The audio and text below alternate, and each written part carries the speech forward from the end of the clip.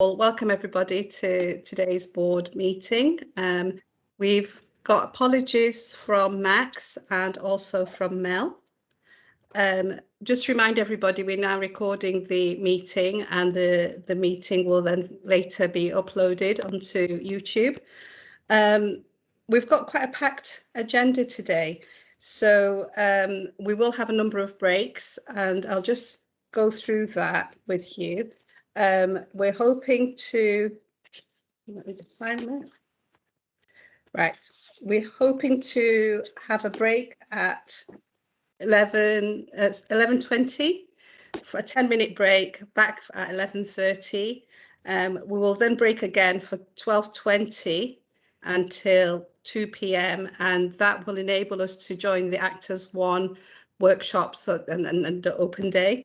And I would urge everybody to go and visit and see some of the excellent work that's being done with our partners. And we'll have a prompt start back at 2 p.m. and finish for 3. So that's the open meeting. And then we'll have the closed board meeting from 3 onwards. So it's a bit of a hodgepodge day today. John, I see your hand is up.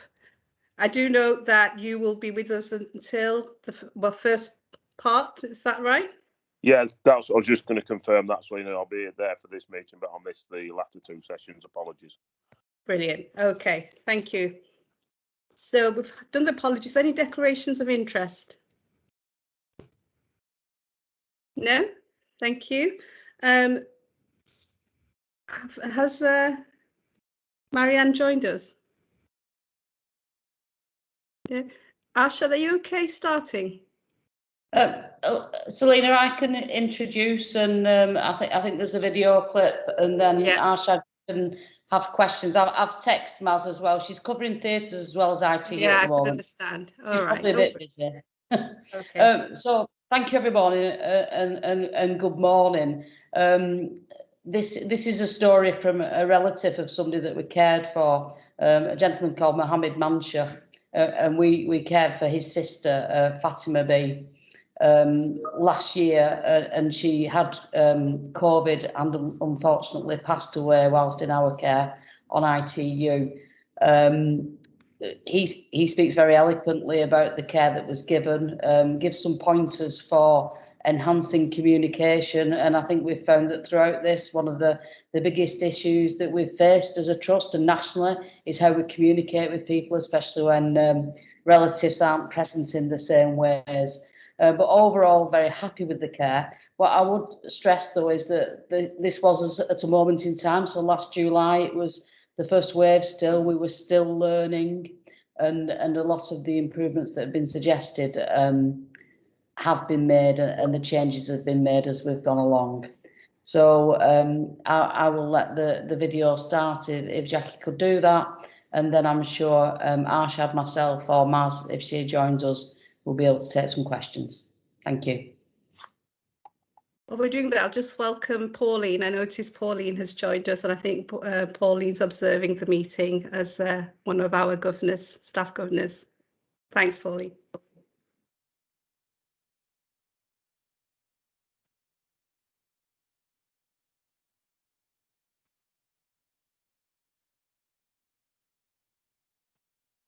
My name is Mohammed Mansha. I'm the brother of Sharat Fatima B, who was admitted into hospital at the beginning of July.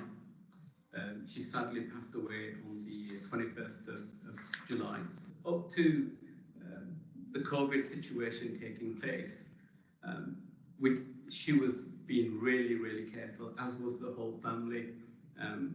I actually stopped. My mother suffered from dementia, and she was quite frail as well. So a week before the national lockdown happened, initially, I stopped working. We more or less, all of us started isolating before the national lockdown was just to protect my mum. And Sharat, we were asking her to do the same because of her asthma.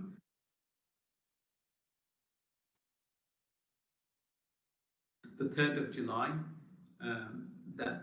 my niece rang me up and she said, "Oh, Mum's been taken into A&E by ambulance, and she's very poorly, and that's when she was admitted into Ward 31, and she was there for a short period of time, a couple of days, and she had a CPAP on, so although she was able to sit up at times in bed, she wasn't able to communicate, because by taking that off, her oxygen level would drop, and she was struggling. So we did, the girls organised a couple of video conferences, and we sort of saw each other and talked. She wasn't able to communicate because her breathing was quite laboured at that stage, but we were still hopeful that, you know, she's not in ICU. She's on a normal ward, and she'll get through this. A couple of days later, her breathing become really oxygen saturation were really dropping really low, and she was getting extremely tired from all the effort of just trying to breathe. So at that stage, the consultant decided that she'd be best moved into ICU.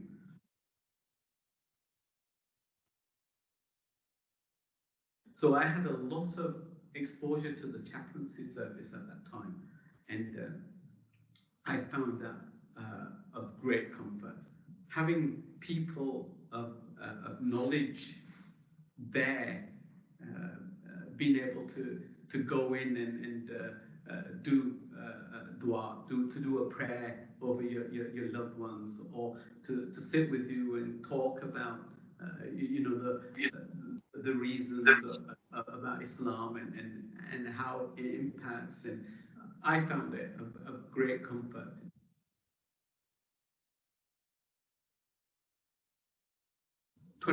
July 21st, in the afternoon. In the morning, I was given a call from the hospital saying that it'd be best to come in to meet with the consultant and to get an update on my sister, and he was quite pessimistic as to what was going to the outcome for her. That was the last time I got to see my sister. After we finished the meeting with the consultant, me and my niece went in and we sat with my sister for about an hour, and we decided to give my daughter and the younger daughter an opportunity to come up to visit as well. We weren't expecting anything to happen on that day. We were thinking, okay, it's just the problem is getting more acute now, and it may not end in the way we want it, but we weren't expecting it to happen so suddenly. We have some comfort in knowing that she wasn't alone when she passed away. Her daughter and her niece were there, so she had loved ones there looking after them.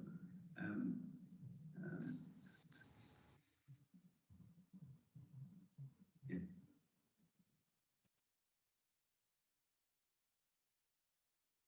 I was already aware of the COVID situation, putting on strains to the hospital in a way that we never experienced, no one had experienced. And I was aware that the hospitals were getting inundated with telephone calls from family members. So I was aware they were asking for one designated next of kin in the person to be appointed, where they could liaise with.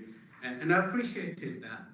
So the idea was that I'd be ringing up a couple of times a day.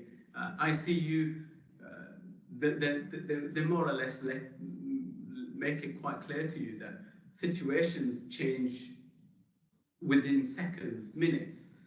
So but you don't want to be in a basis where you're actually constantly ringing the hospital. So I sort of decided that I'd ring 4 times in the day. I'd ring first thing in the morning, find out how she'd done during the night, then around midday, then around tea time, and then just near around the shift change happened around 7, 8 o'clock. I could make another call. I knew from my previous experience with Azine that oxygen saturation levels were very important.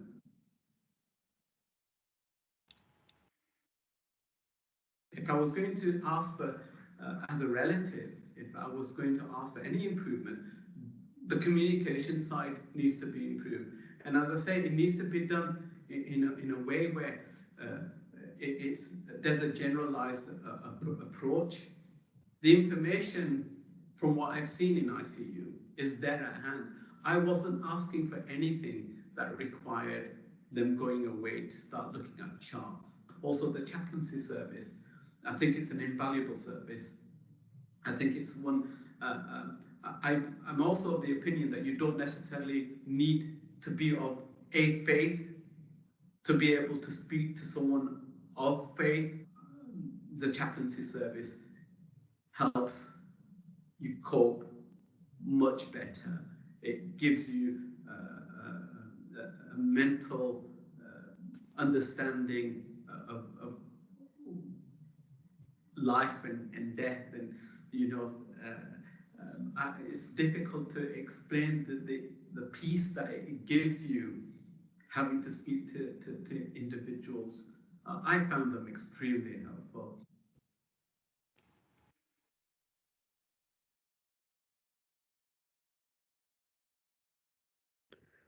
Thank you. Very poignant presentation. And I think this is probably the first presentation we've had related to COVID in such a specific way. So even more thought-provoking and very timely.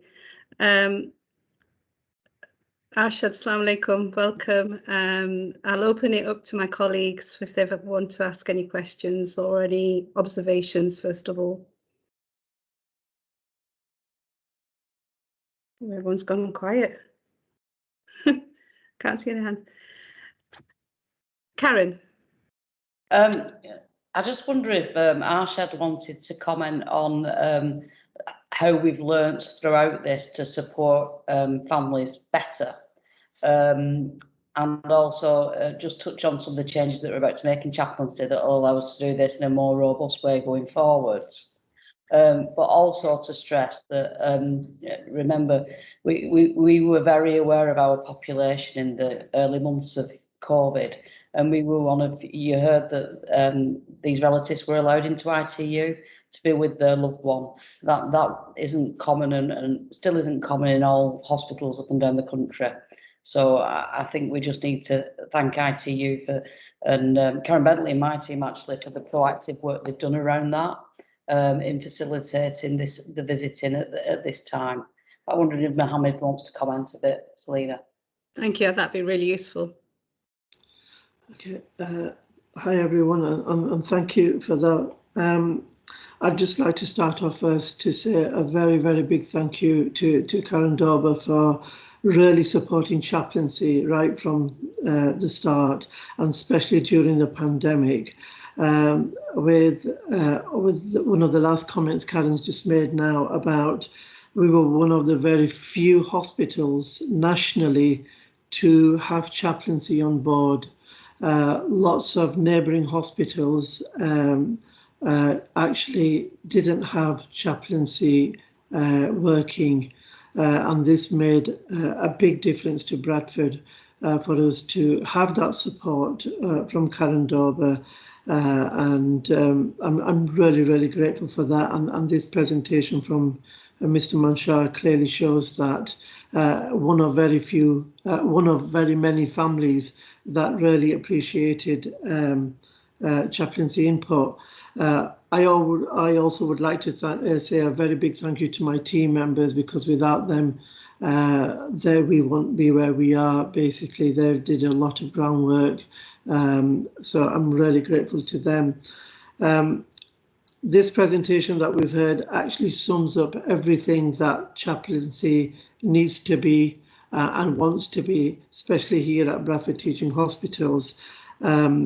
We are in the process of changing things. Yes, as challenging as the pandemic has been, I think there's been a lot of learning outcomes from that. And one of the things that we've clearly seen from a chaplaincy point of view is how can we work smarter rather than harder, and how can we be there for all. So our review was taking place, and it's come at a really good time to have experienced the pandemic. The chaplaincy model is something new that we've got, and it's about being there for all our patients and all our staff. About a week ago, we presented to the governors, and I'm sure it will come to your attention also, if it hasn't up to now, what we're hoping to do and how we are wanting to change our service. Two key points were made that I picked up from Mr. Mansha's presentation. One is where he talks about someone being there for you from your faith point of view.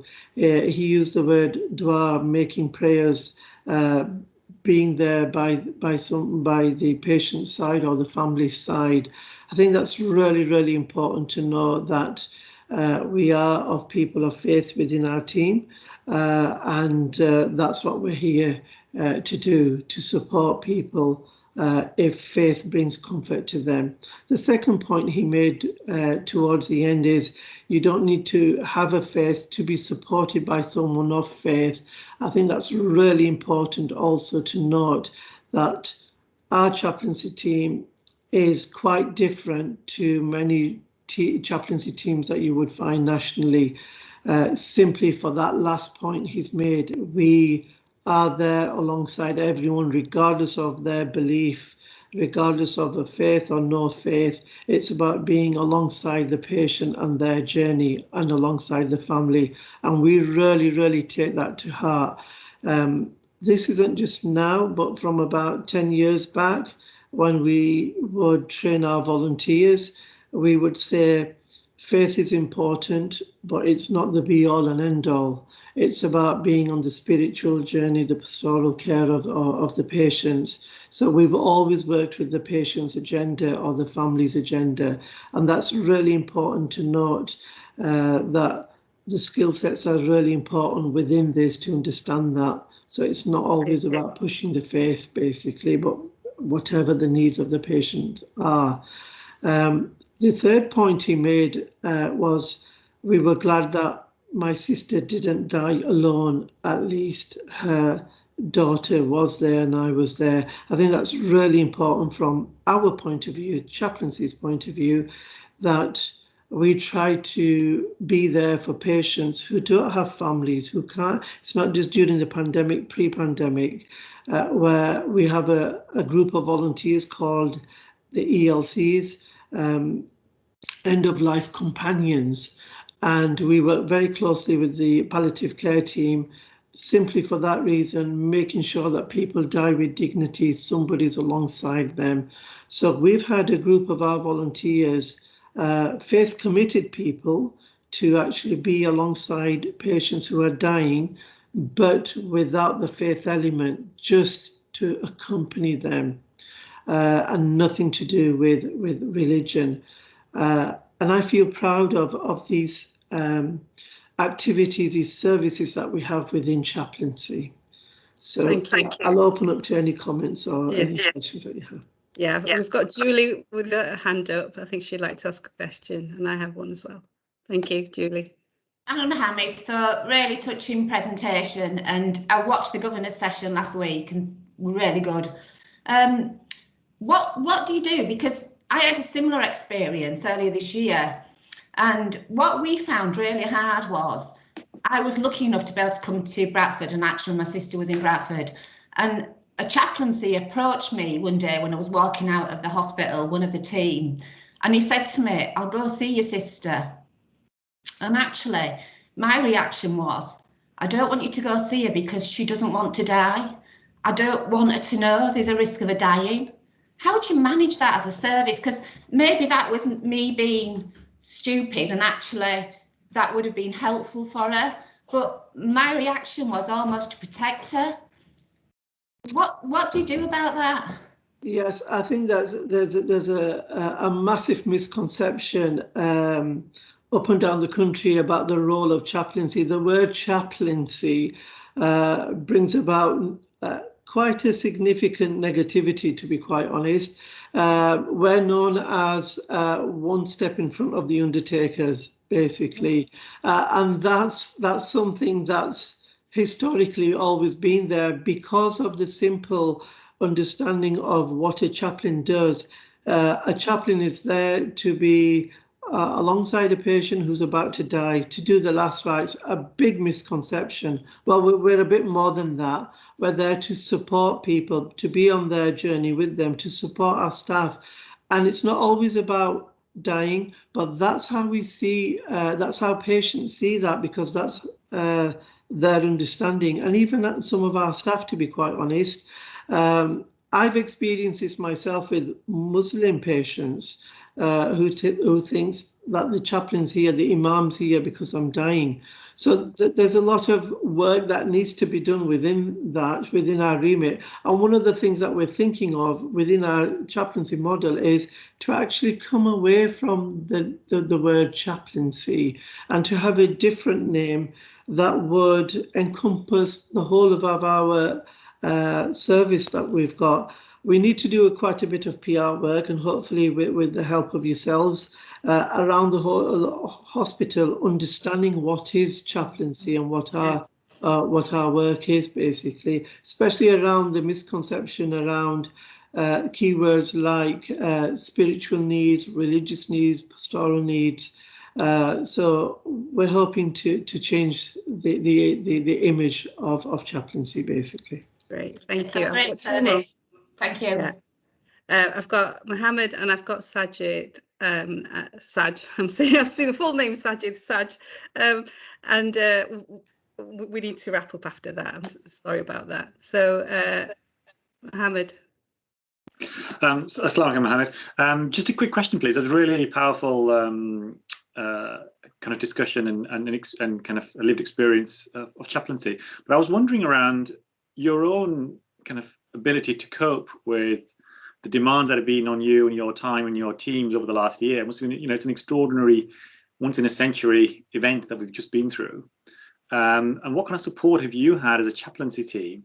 And is there anything else that could be done in terms of supporting your personal well-being, time away, perhaps, for your own mental well-being, but also kind of support in terms of resourcing to meet the demands that are upon your time? Thank you for that. Yes, I think that's one thing that's always a key question that's always been there. You guys go around supporting the whole hospital. Who's there to support you? We come from all sorts of situations. We can be at a joyous occasion in maternity where somebody's just given birth, and within a click of a finger, we could be on the other side of the hospital where somebody's dying. And we've got to change and adapt. And in a day, and especially recently over the last 12 plus months, it's been very, very challenging, as you've said. We've, on the back of that, we've had a lot of more bank chaplains come on board, again, to help as an interim measure. And there is this thing about who's there for yourselves. Thankfully, we've got mentoring happening within our own clinical supervision, so to speak, and mentoring within chaplaincy. But yes, there is this element of stopping by and supporting each other, and we try to do that within ourselves, making it very transparent to our managers also to say there has been a challenge and we are going through a difficult phase. So I think the openness is there to be supported from top down, and we're very appreciative of that. Very good to hear. Yes, it's really good to hear. Karen Doble's always kept a very close eye on us and for us, for our well-being. So I'm really grateful to Karen for that. Thank you. Saj. Thanks, Selina. Selina, I just wanted to congratulate Maulana Rashid for the way he heads up the chaplaincy service, and how proactive and how diverse and how forward-thinking that service is. I'm a relative newcomer into Bradford. I say that still after 6-7 months here. But having seen the chaplaincy service in other organisations, to come and see the chaplaincy service in Bradford, it's a breath of fresh air. It's so forward thinking, so progressive, so different. It is unbelievable. And I mean, quite rightly, in this presentation, we've focused in on the impact that the chaplaincy service have had on a patient and their family. And obviously, it's that sort of thing that that family will remember for the rest of their life. It's that interaction that they will remember. But I think we mustn't forget the support that the chaplaincy service gives our own colleagues and our staff in those difficult circumstances. And what I've seen firsthand is where chaplaincy have been able to go onto a ward area and completely de-escalate a situation that was arising. And I've seen our chaplaincy service being a fundamental part of supporting our clinical teams in delivering care to patients and their families. And I think we mustn't forget the impact they've had for our colleagues as well. So I wanted to thank Mohammed and his Maulana Mohammed and his team for that level. And the last thing was that their success is evident as well on, if you just go on to Twitter, the amount of thank yous that the team gets. If you look in the press, the amount of lovely comments that we get through. So it was just really to highlight that, Selina, from my perspective. Thanks, Saj, and you've actually summed up very nicely the value that the chaplaincy team bring to the trust, and also how highly regarded the team is within the organisation and externally. And I've been in Bradford a long time, and I've known Arshad a long time. So he has always been a pioneer, and he's led that team from a very small team and grown it to what it's become. But that takes time and effort, and we mustn't lose the momentum that you've built up. So thank you for that, Maulana Arshad. Very, very grateful to you and the team, and please pass on our thanks on behalf from the board to the rest of the team. Absolutely, I will, and thank you so much, all of you. Thank you. I really appreciate the support and the care and the understanding you give me and my team. Thank you. Thank you. Okay, we'll move on to the minutes of the previous board meeting, which took place on the 18th of March. There's an amendment required for page 5, I understand, from the chairman's report. That's the third bullet point, should be amended with regard to reference to the chair's bulletin. This should be changed to members' bulletin. So I think we've put in the minutes it's chair's bulletin, but it's actually members' bulletin. So that's the only one that I've got. Are there any further amendments that anybody else has picked up? No. So in that case, can we approve the minutes of the last meeting? Yes, thank you. I see some nods. That's great. We've got a couple of actions to be considered at today's meeting. So first of all, there was regarding the report from the chairman around the easy read version of the member. So that's the members' easy read version, not the chair's bulletin, which was circulated. And the action list is listed as being complete. So can we close that? Yes, thank you. We've got the second item, which relates to the report from the chairman, and we noted that the PAT is linking with the Academic Health Science Network in terms of workforce through our place-based people board. Pat, I understand that's happened, so we can close that item as well. Yeah. And then the next one is around improving our people practices and disciplinary practices. And we note that the meeting between Mohammed and Pat, and there's somebody else, who was it, set up for the 6th of May took place? I think there's 3 of you. Yes, it was for Fahim Lal. Ah, yes. So, yeah, confirm that meeting did happen. So we'll close that action. And the last one is around the staff survey results. And we noted the update on the staff survey was included in the People Academy's Chair's report to the Regulation and Assurance Committee on the 11th of May. So we'll close that as well. The last item on the action log concerned the mental health strategy 2021 to 23, and this isn't due for review until January 2020, so we'll pick up then, if that's okay. Thank you. Any other matters arising other than those? Selina, can I just add a couple of points of context? Yes, please do. One is I have noticed today in the news there's a big focus on young people's mental health. I assume we pick that up, and by young people I mean children. So that was interesting today. So I just thought I'd flag that up for the purpose of the minutes.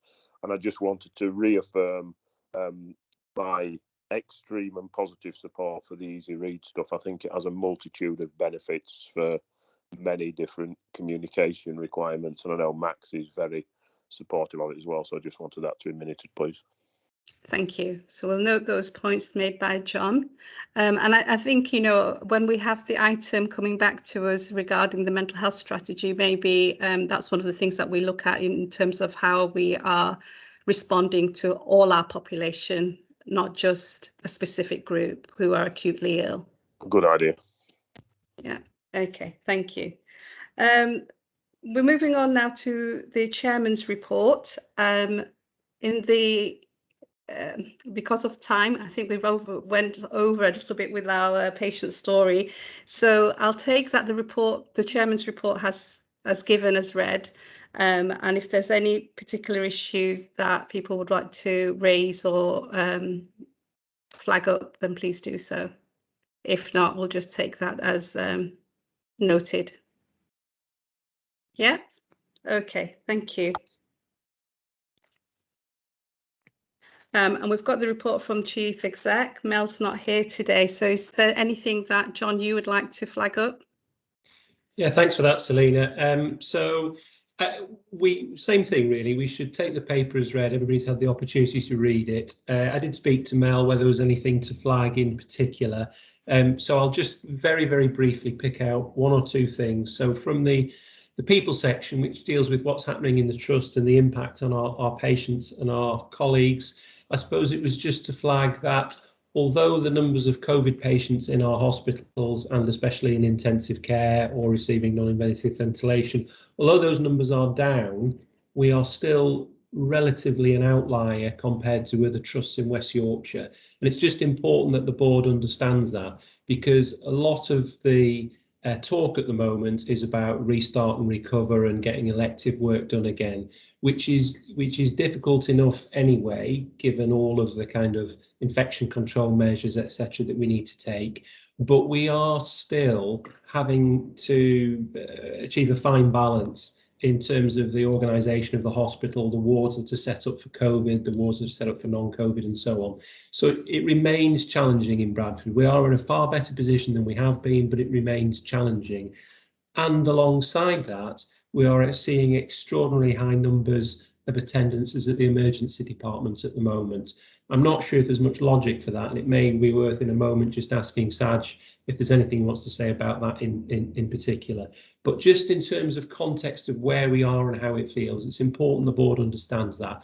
A much better place in respect of COVID, but not completely out of the wards, and at the same time facing a real challenge from the number of emergency attendances.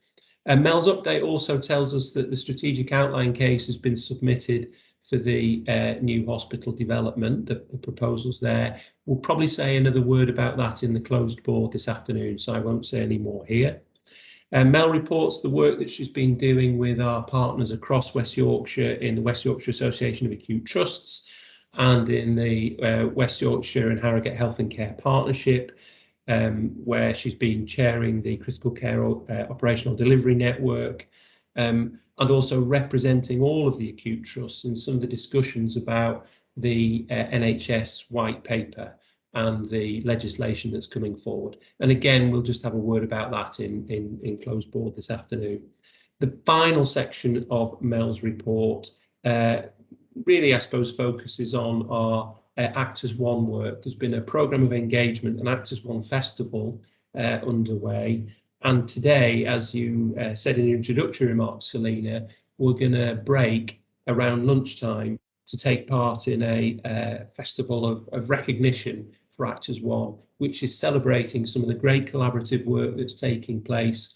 And it's really good that our organisation has both nominated people for this recognition, but also been on the receiving end of nominations. So I do hope board members will be able to join for at least some of the time in that event, because it's really quite illuminating to see the work that's going on.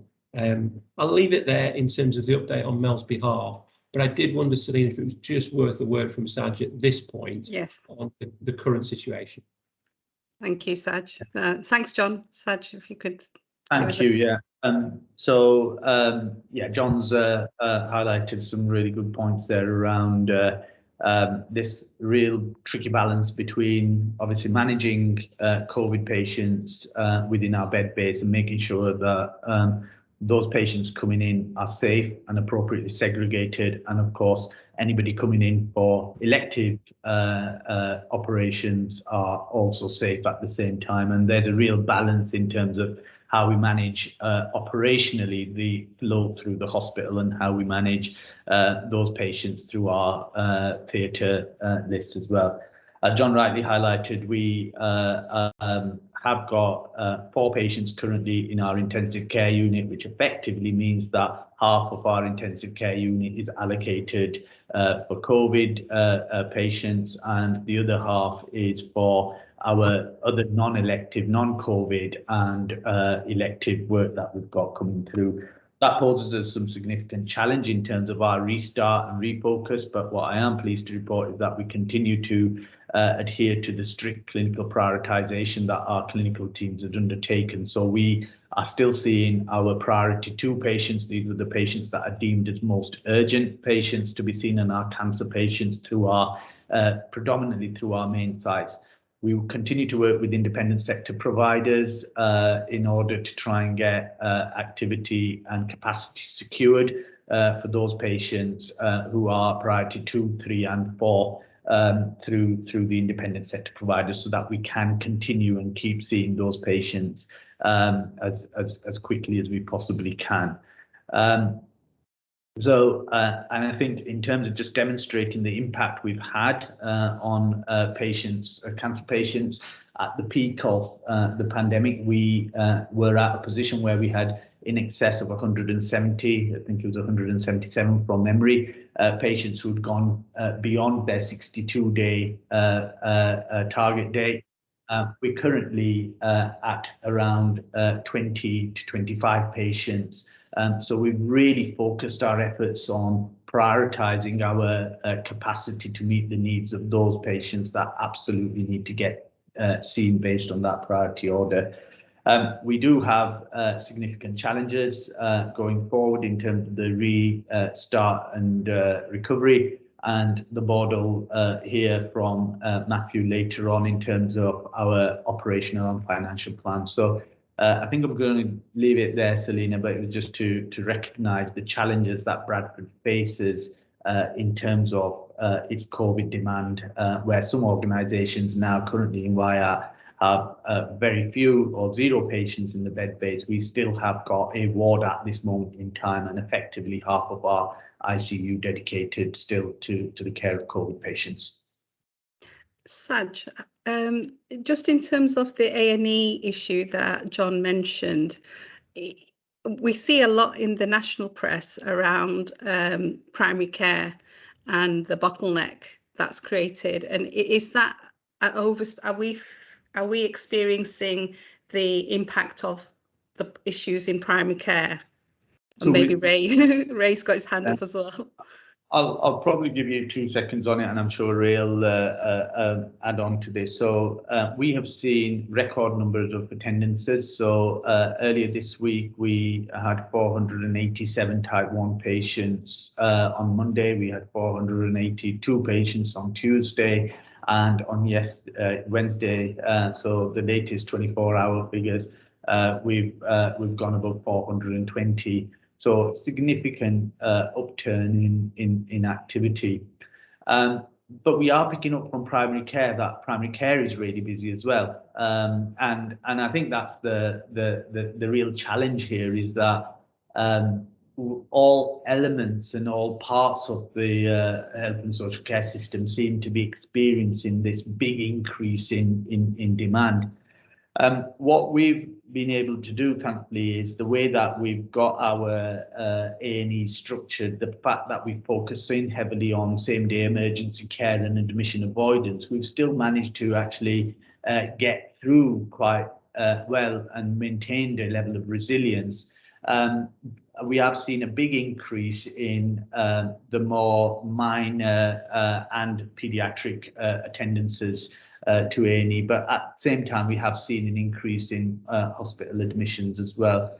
I think we need to continue doing the good work that our clinical teams are doing in terms of the front door, being able to see patients there, turn the patients around as quickly as we possibly can, and for those patients that do come into hospital, to try and make sure that we get those patients seen really quickly and then discharged back home quickly as well. But I think it's fair to say that all parts of the system are under pressure. We have raised this with our primary care colleagues, and they are aware of this as well, Selina. Thanks, Saj. Ray. Thanks, Selina. Really, I think Saj has summed it up very well. I think we'll all be aware of some of the, shall we say, differences of opinion between GPs and their leaders that have been played out in the press over the last 2 or 3 days. But there is no doubt that primary care is extremely busy. A proportion of their consultations are not being conducted face-to-face for the reasons we all understand. We know that patients prefer to be seen face-to-face, and some patients don't see that actually as a proper consultation. Their default then is to come to us, and the capacity of primary care is essentially finite. And as you say, Selina, the overspill comes to us, and we have to mop everything else up. We don't have an overspill. So I think all sectors, as Saj has alluded to, are incredibly busy. I think that's probably going to continue for some time. There's many reasons that are driving that, I think. Karen. Thanks, Ray. Thanks. So this is relevant both to the A&E surges that we're seeing, I think, the rush on primary care, trying to get appointments at GPs, but also it's elongating elective pathways as well. So Actors One Ageing Well team have done some work around over 65s and the impact of COVID lockdown. So not the impact of COVID, but the impact of lockdown on over 65s. And the figures are stark. And I can send the slide round, but 1 in 5, 20% of over 65s, of which there's nearly 100,000 in Bradford and Craven, are less steady on the feet. A third have less energy. A quarter are unable to walk as far. 35% find it difficult to prepare food. 20% are finding it harder to remember things. Now, all of that, as people are emerging from lockdown and going to the shops and deconditioned, is going to lead to ongoing and exacerbation of chronic health conditions. So I think we're finding when we pull people to pre-op assessments that they're not as well as they were. So then people needing more tests and things. So there really is a triple whammy hitting us at the moment. And the other thing to remember is the COVID vaccine programme is taking up a lot of time in primary care. So the PCNs are leading on a lot of that.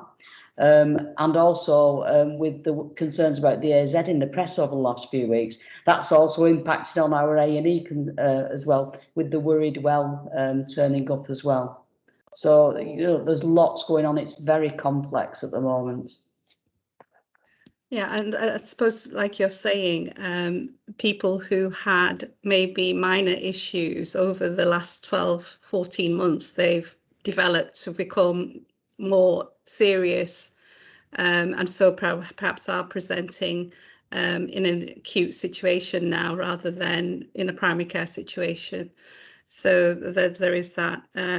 So it's sobering, but I suppose it just demonstrates the pressures the trust is under, as well as our colleagues, you know, and it seems a bit like a wicked problem, but how do we address this wicked problem together? And ACT as one is giving us some ideas, I think, on how to manage that.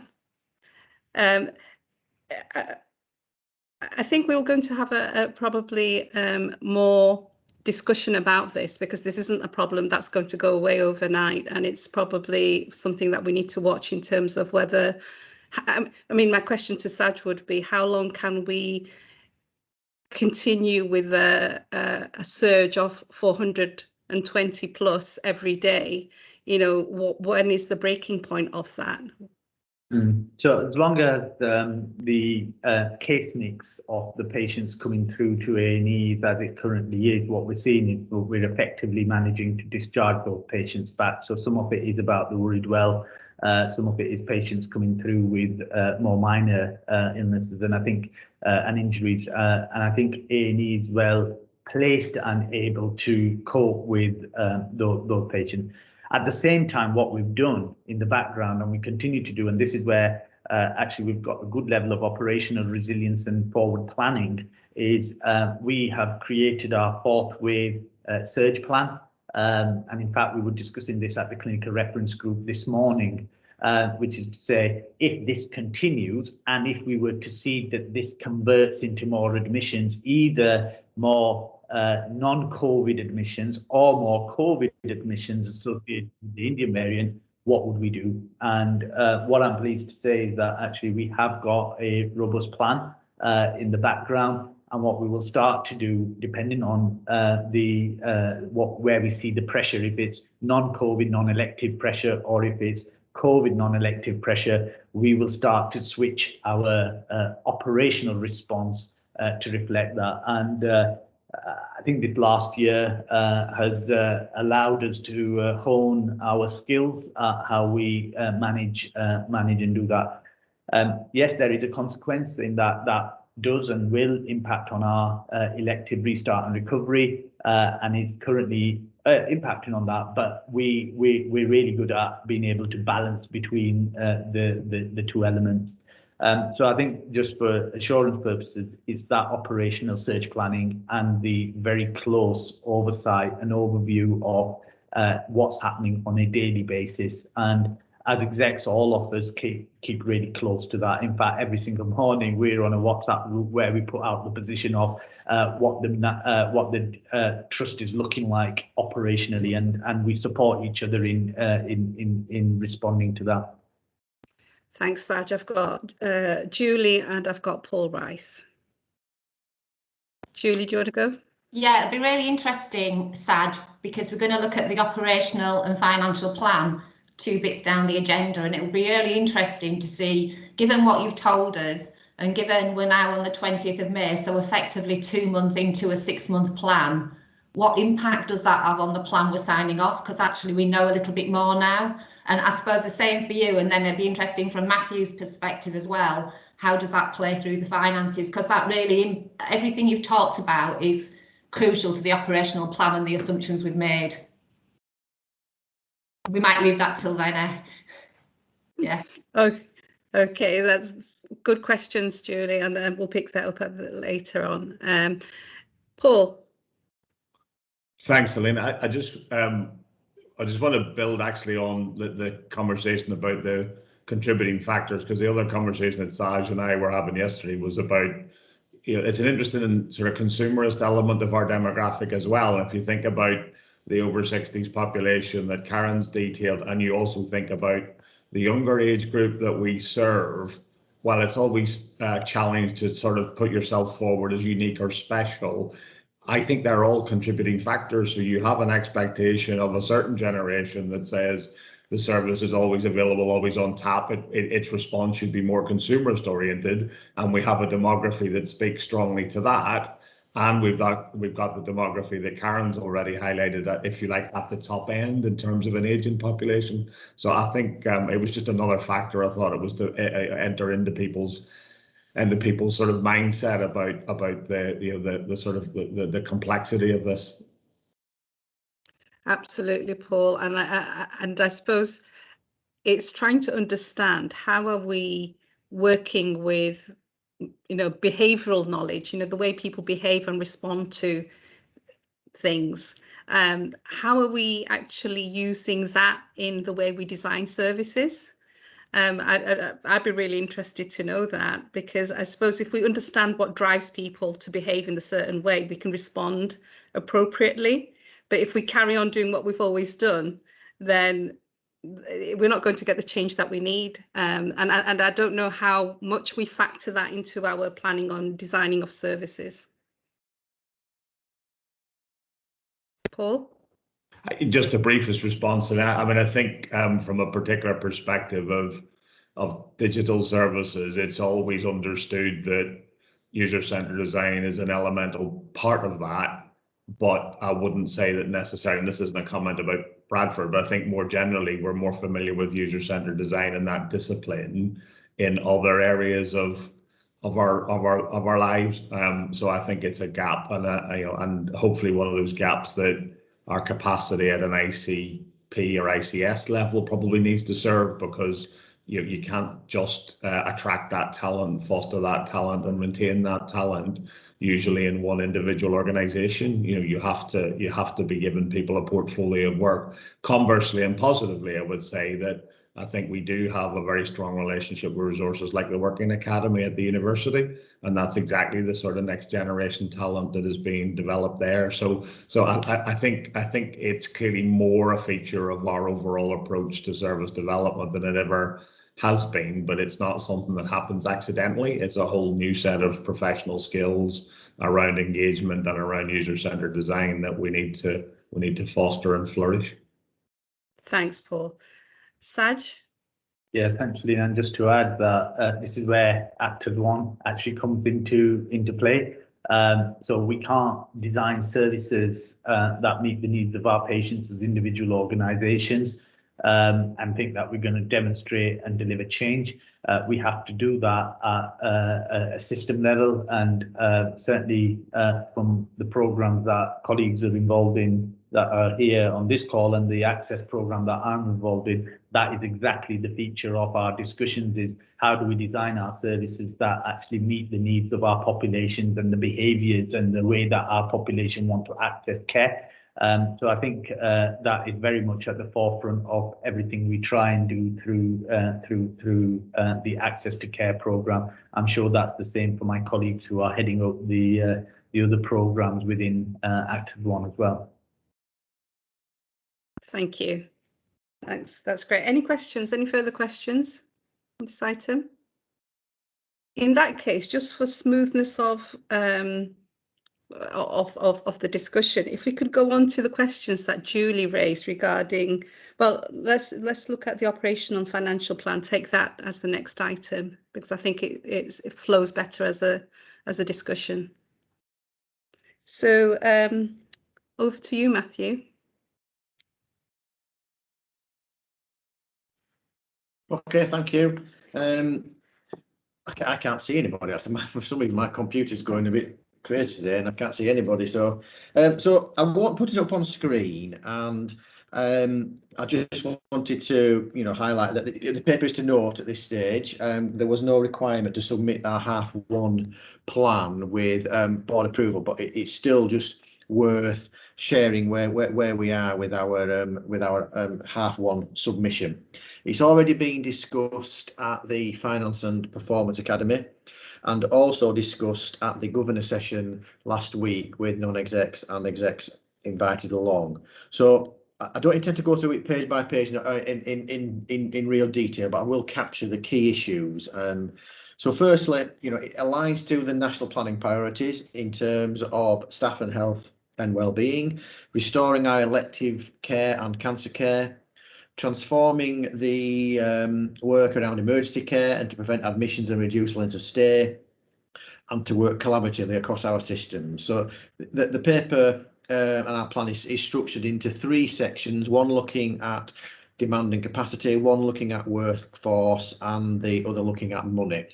And that our plan has been submitted to the ICS, because the intent is that a consolidated position for the ICS will be submitted, which will be a consolidation of organisations and place-based submissions.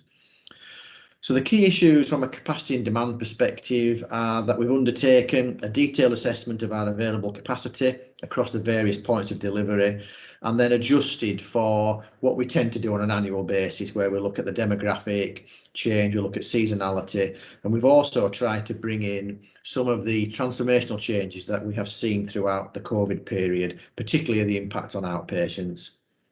We've evaluated our ability to secure the elective recovery fund, which has been set against a baseline that's looked at our 1920 activity levels. So we have got a trajectory that's included in the paper from both an activity and a value perspective. And for each of the 6 months, we are anticipating that we will recover an element of elective recovery fund incentive in each of those 6 months, notwithstanding the acute pressures that we have been already discussing on the meeting today. With regard to cancer, we've continued to maintain a strong position throughout the pandemic and currently meeting the appropriate target. So nothing to escalate from a cancer perspective. There clearly are risks to around delivering our capacity, and they are highlighted in the paper, but the key ones are our ability to deliver the appropriate levels of activity, with a number of factors potentially impacting on that. We've already mentioned acute workload, a potential further surge in COVID that would then have implications on our availability in terms of a bed base, and also the IPC measures that are in place to manage theatres safely. And again, there's a final one around in terms of staff availability, particularly from a theatre perspective.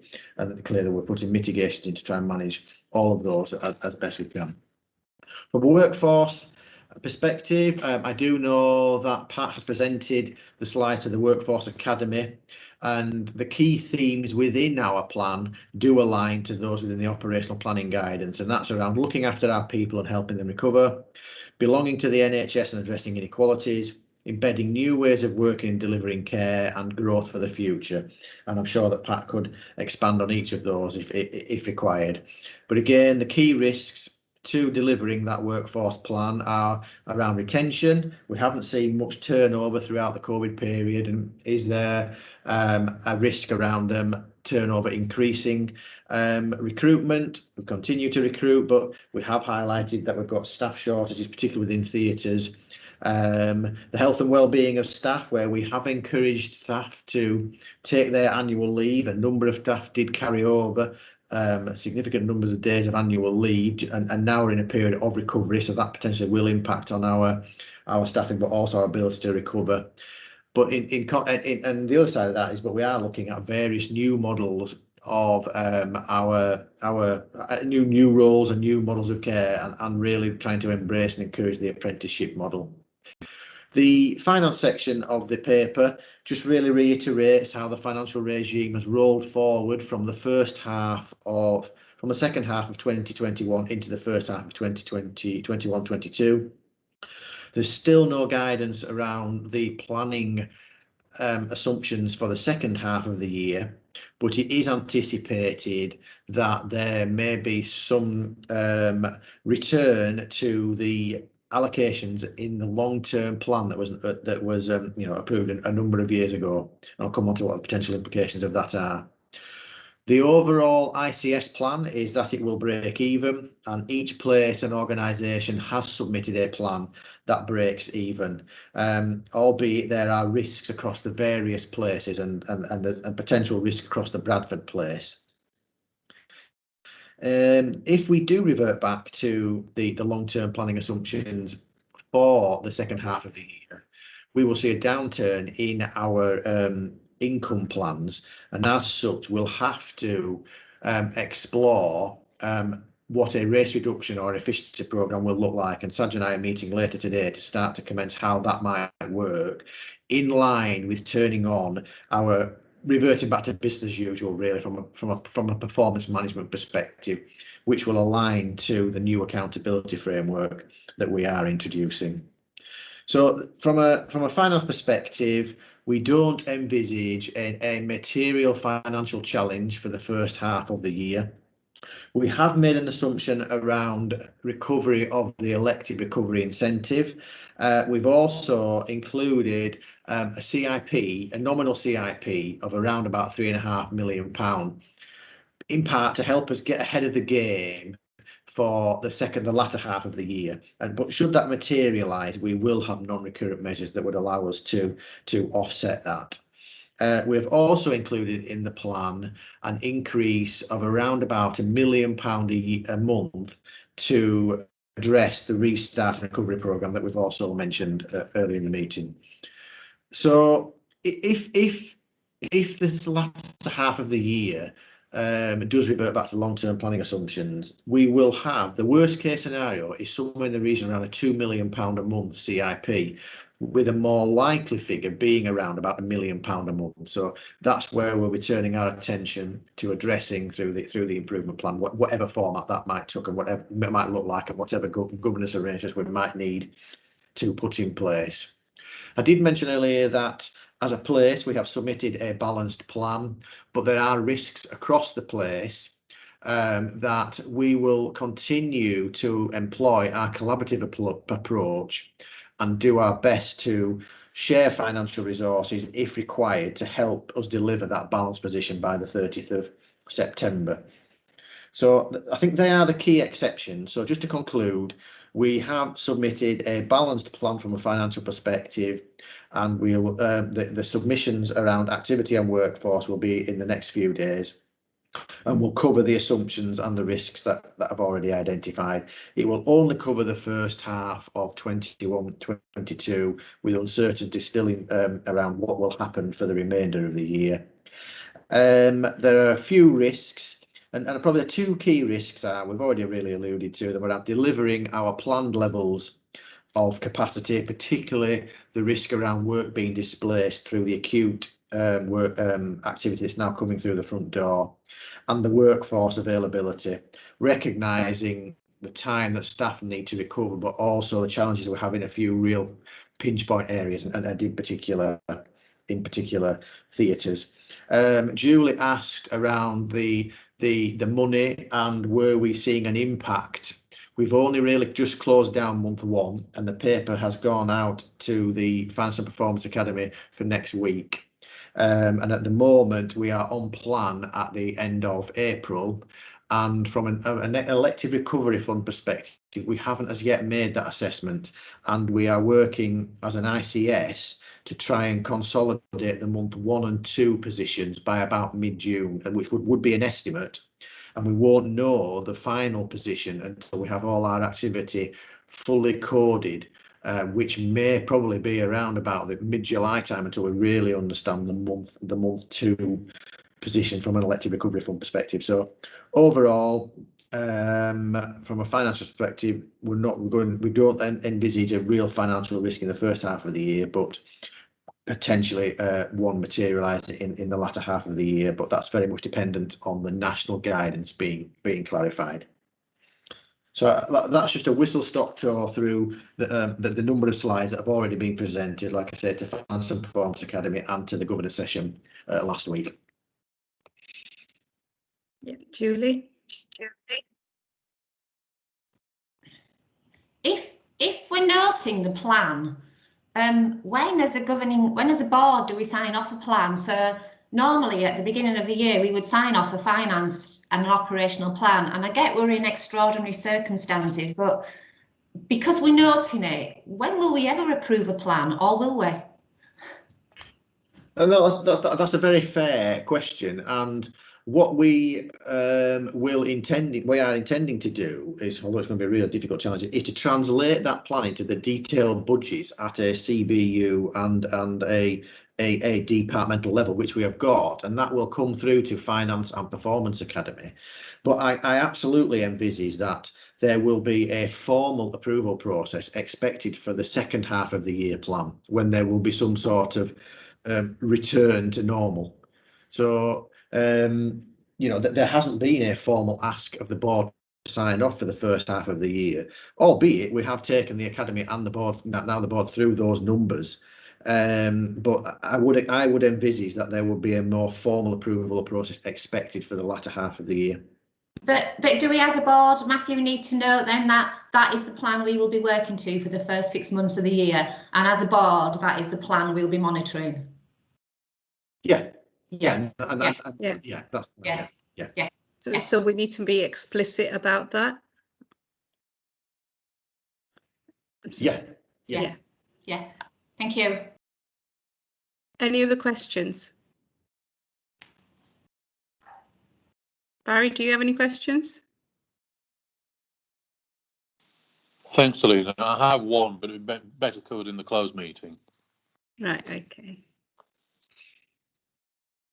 Well, in that case, we are racing through by the looks of it now. So we'll go on to, thank you for that, Matthew. We'll move on back to the delivery of the Trust Clinical Strategy, and that's the report from the Chair of the Regulation Assurance Committee, held on the 11th of May. This is Max's report from our last Regulation Assurance Committee meeting. I don't have any issues to escalate on his behalf to the board in relation to that, but are there any comments regarding the report? Julie, you've got your hand up. Is that legacy hand? Yeah. In that case, if there's no further additional comments, is the board content to accept the report? Yeah, thank you. Right, we are way ahead of our schedule now. So we've got the next item at 11:30, which is the Patient Recruitment Centre. I'm wondering, Pat, since you're here, could we take you next, the Equality and Diversity Council update? Yeah, Is sure. that okay? Yeah, sure. Okay, so I'm obviously presenting this report on behalf of Mel. So as previously reported to the board, an Equality and Diversity Council has been set up, which Mel chairs, and this is a remit for both workforce and health inequalities. And there's a diverse membership, both in terms of trust members and system partners. And we have a sort of number of non-executives in the council, and the staff network reps are part of the council as well. The vision of the EDC, as laid out in the paper, is very much to advance workforce equality and also tackle the wider health inequalities in the district, with Mel obviously being the lead for the district lead for health inequalities.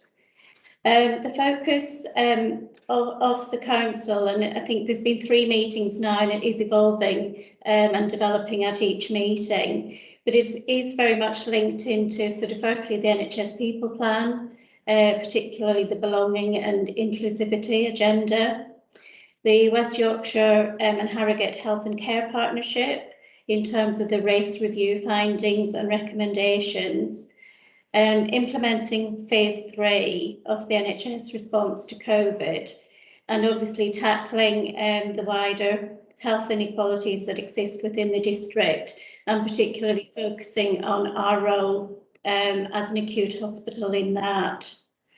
The council has met 3 times now, most recently this week.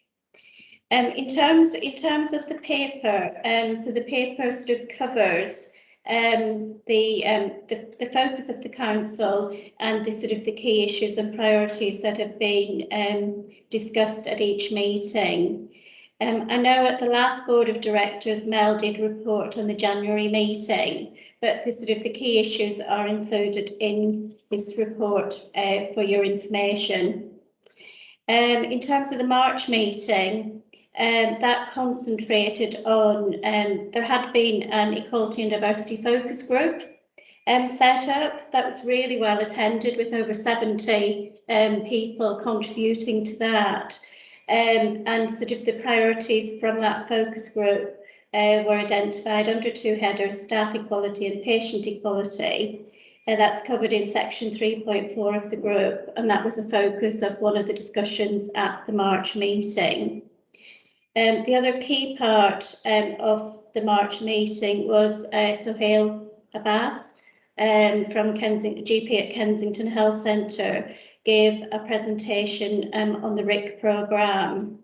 And again, he identified 5 areas where support and input from BTH would be really helpful. And again, that's outlined in the report and covers primary care workforce development, HCA development, improved cancer screening, as some of those priorities. So in terms of taking that forward, it has been agreed that there will be a separate meeting between Sohail and relevant members of the executive team to see how we can support the programme going forwards.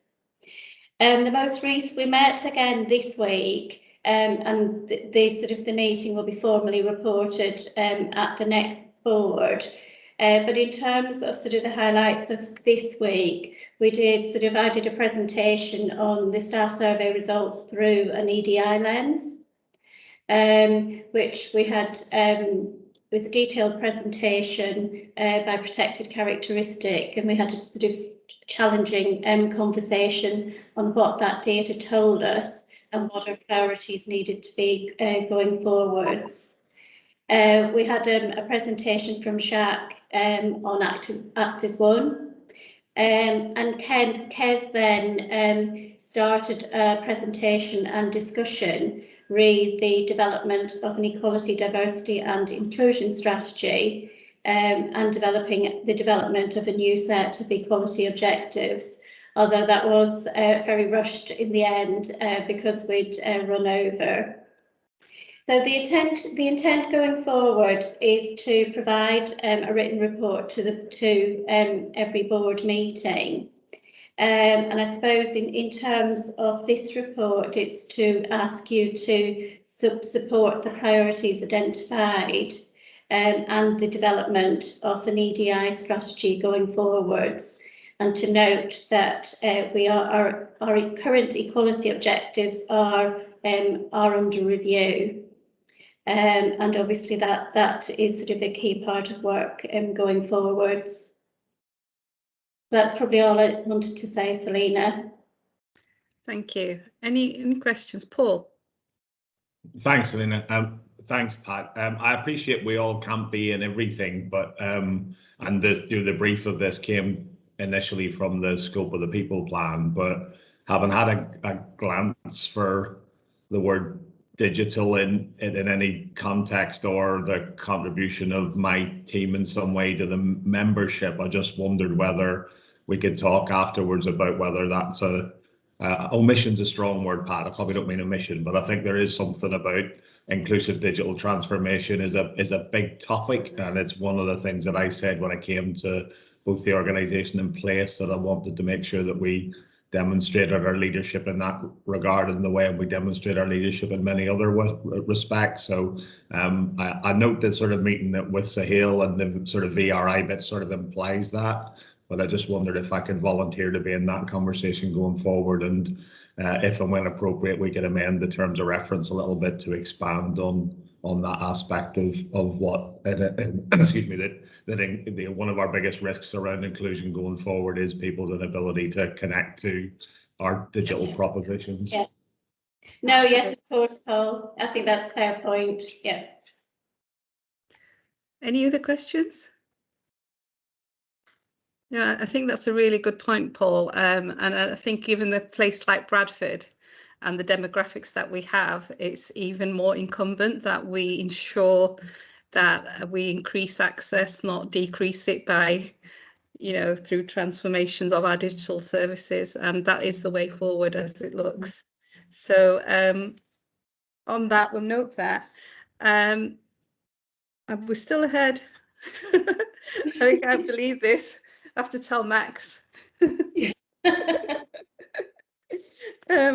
So if we go to John next, then we might do the second half. Yeah, of course, Selena, happy to do that. So the strategic partnering agreement, board members will recall that the chairman gave us a fairly comprehensive account in his chairman's update when we met in March, on the 18th of March, just talking about the process that had gone on and the involvement and the object of this exercise. So what you've got in front of you today is the final draft of a new version of a strategic partnering agreement for Bradford Districts and Craven. The first version of this document was drafted and agreed by all of the parties who signed it in 2019, and for these purposes I'll call that version 1. Doesn't matter whether it is or it isn't. For these purposes, that's kind of the first version of the strategic partnering agreement, and it was a child of its time. It reflected where we'd got to at that point. Some of the language around then, we were still talking about accountable care and this sort of thing, but it was an important step along the way to say that we all committed to work together. We weren't quite sure exactly what that would look like in terms of the journey, but we'd behave reasonably towards each other. We would act as one, though we weren't using that language at the time, in order to support our population, to have better outcomes, to be happy, healthy at home, and so on. So it was an important kind of symbolic piece, and it was a commitment to work together. Here we are in 2021, and quite a lot has happened. So we have established the Act as One programme, and we've done a lot more work together, principally through the Health and Care Partnership Boards. But of course, more recently, we've seen the emergence of Act as One as a formal programme of work. So there's been a lot going on, and it felt like the right time to refresh the strategic partnering agreement to reflect that, to update the terminology, if nothing else, so that for somebody looking at it cold, it made a lot more sense. It was easy to understand the context. And that's the piece of work that's been going on. Alongside that, of course, nationally, there has been the intention for every integrated, every STP in the country to become an integrated care system. And then the white paper was published saying that all integrated care systems would be placed on a legal footing with the introduction of NHS legislation this year, 2021. And it said more about the way that integrated care systems would relate to places and the primacy of place, like our own place in Bradford Districts and Craven. So what's very clear to us is that no sooner is the ink dry on this strategic partnering agreement, then actually we're going to need to start refreshing it again. If this is version 2, we're going to need to start work immediately on version 3, which might sound a bit daft, but actually it's not. It's reflective of how we as a group of organisations representing our population are trying to write down, to codify some of the changes that are happening in real time. And that's a good thing. So we've got version 1 already. We've been living with that since 2019. Here is version 2, and the request for the board today is to confirm that we're happy for this to be signed. It would be signed by Mel on our behalf, and all of the other organisations who are signatories to this agreement are having similar conversations with their boards right now. Some of them will have already done it, a few of them will be left to do it. And the intention is then, this is an agreement for 3 years, but I'll tell you now, it won't last 3 years, because we are already having the discussions now about the integrated care partnership that we want to establish for Bradford Districts and Craven. And we're already referring to the board that exists between our different organisations as the ICP Development Board. So I would confidently predict that we will be having a third version of this document that I'll be bringing back to you in a matter of months, probably in the autumn, to set us up for a new set of arrangements from April 2022. So if the next time this comes up, you scratch your head and you think, hang on a minute, didn't we just do one of these before? Didn't we already have one? Yes, we did, but there's a logic to this. It makes sense. It's keeping it's keeping in step with the developments as they're happening. So the agreement you've got in front of you today, as I say, other organisations are being asked to sign up to at the same time. The substance of it is not massively different from the document that already exists, that's already in place, the version 1 I referred to earlier. But some of the changes in this document for you to be aware of are in the vision and objective section. It now uses the language of Actors 1. It describes the future direction of travel that's in the white paper, the forthcoming health bill, the legislation around integrated care systems and integrated care partnerships. It reflects the terms of reference that we're now using in those groups. There's a clarified conflicts of interest section. There's something about information governance and information sharing, and so on. Some of it is procedural, some of it is just the names, but it's important that we get it right at this point so that we can almost have a stable platform to do the next iteration, version 3. And my final comment would be, version 3 is the one that's important, because version 3 is the point at which this has teeth. This gets real. Actually, we have obligations to each other and they're enforceable. So in terms of some of the commitments that we currently, I mean, Matthew's description of the way that we're doing the financial and operational planning makes it very clear we are doing this as a place at the moment. But for this really to have teeth and for the obligations and for us to be held to account to one another, we need version 3, which will reflect the integrated care partnership. So this is a staging post along the way. Enough from me. You may have questions, you may be very happy with this, but I'm recommending to the board that we agree to sign this on behalf of Bradford Teaching Hospitals, and we give Mel that authority to sign it on behalf of Bradford Teaching Hospitals. Other organisations will do the same. We'll get into the discussion about version 3 and we'll have a repeat of this conversation that you can look forward to in a few months' time. Thank you. Thank you, John. We've got a question from Julie. Okay, so thanks, John, supporter of this, and I think the really important thing in this is the commitment from all organisations to sign it, that commitment to the principles set out in it. The test is then what happens after that, but really supportive. Across West Yorkshire, do we know what kind of documents the other places have? And I suppose, will there be a review from a best practice point of view of all the documents that are being used across the country? Because actually, ours could be really good practice that is used to adopt wider, or somebody else's could be. So I suppose supportive of it, but are there other documents in place and what do they look like? Yes, there are other documents. I couldn't tell you the extent to which we've done a kind of line-by-line comparison across West Yorkshire, but I do know in some of the conversations I've been in, also with Laura, who's on the call today, she may have a view, and with Max, who's not here, we have talked about some of the work going on in some of the other places across West Yorkshire. I think we're in step with them, but our written agreement comes from a different place. So I think it's unlikely they'd follow the precisely the same format. The lawyer who's been advising us does work in different health economies, Robert McGough, who some of you will know, you come across.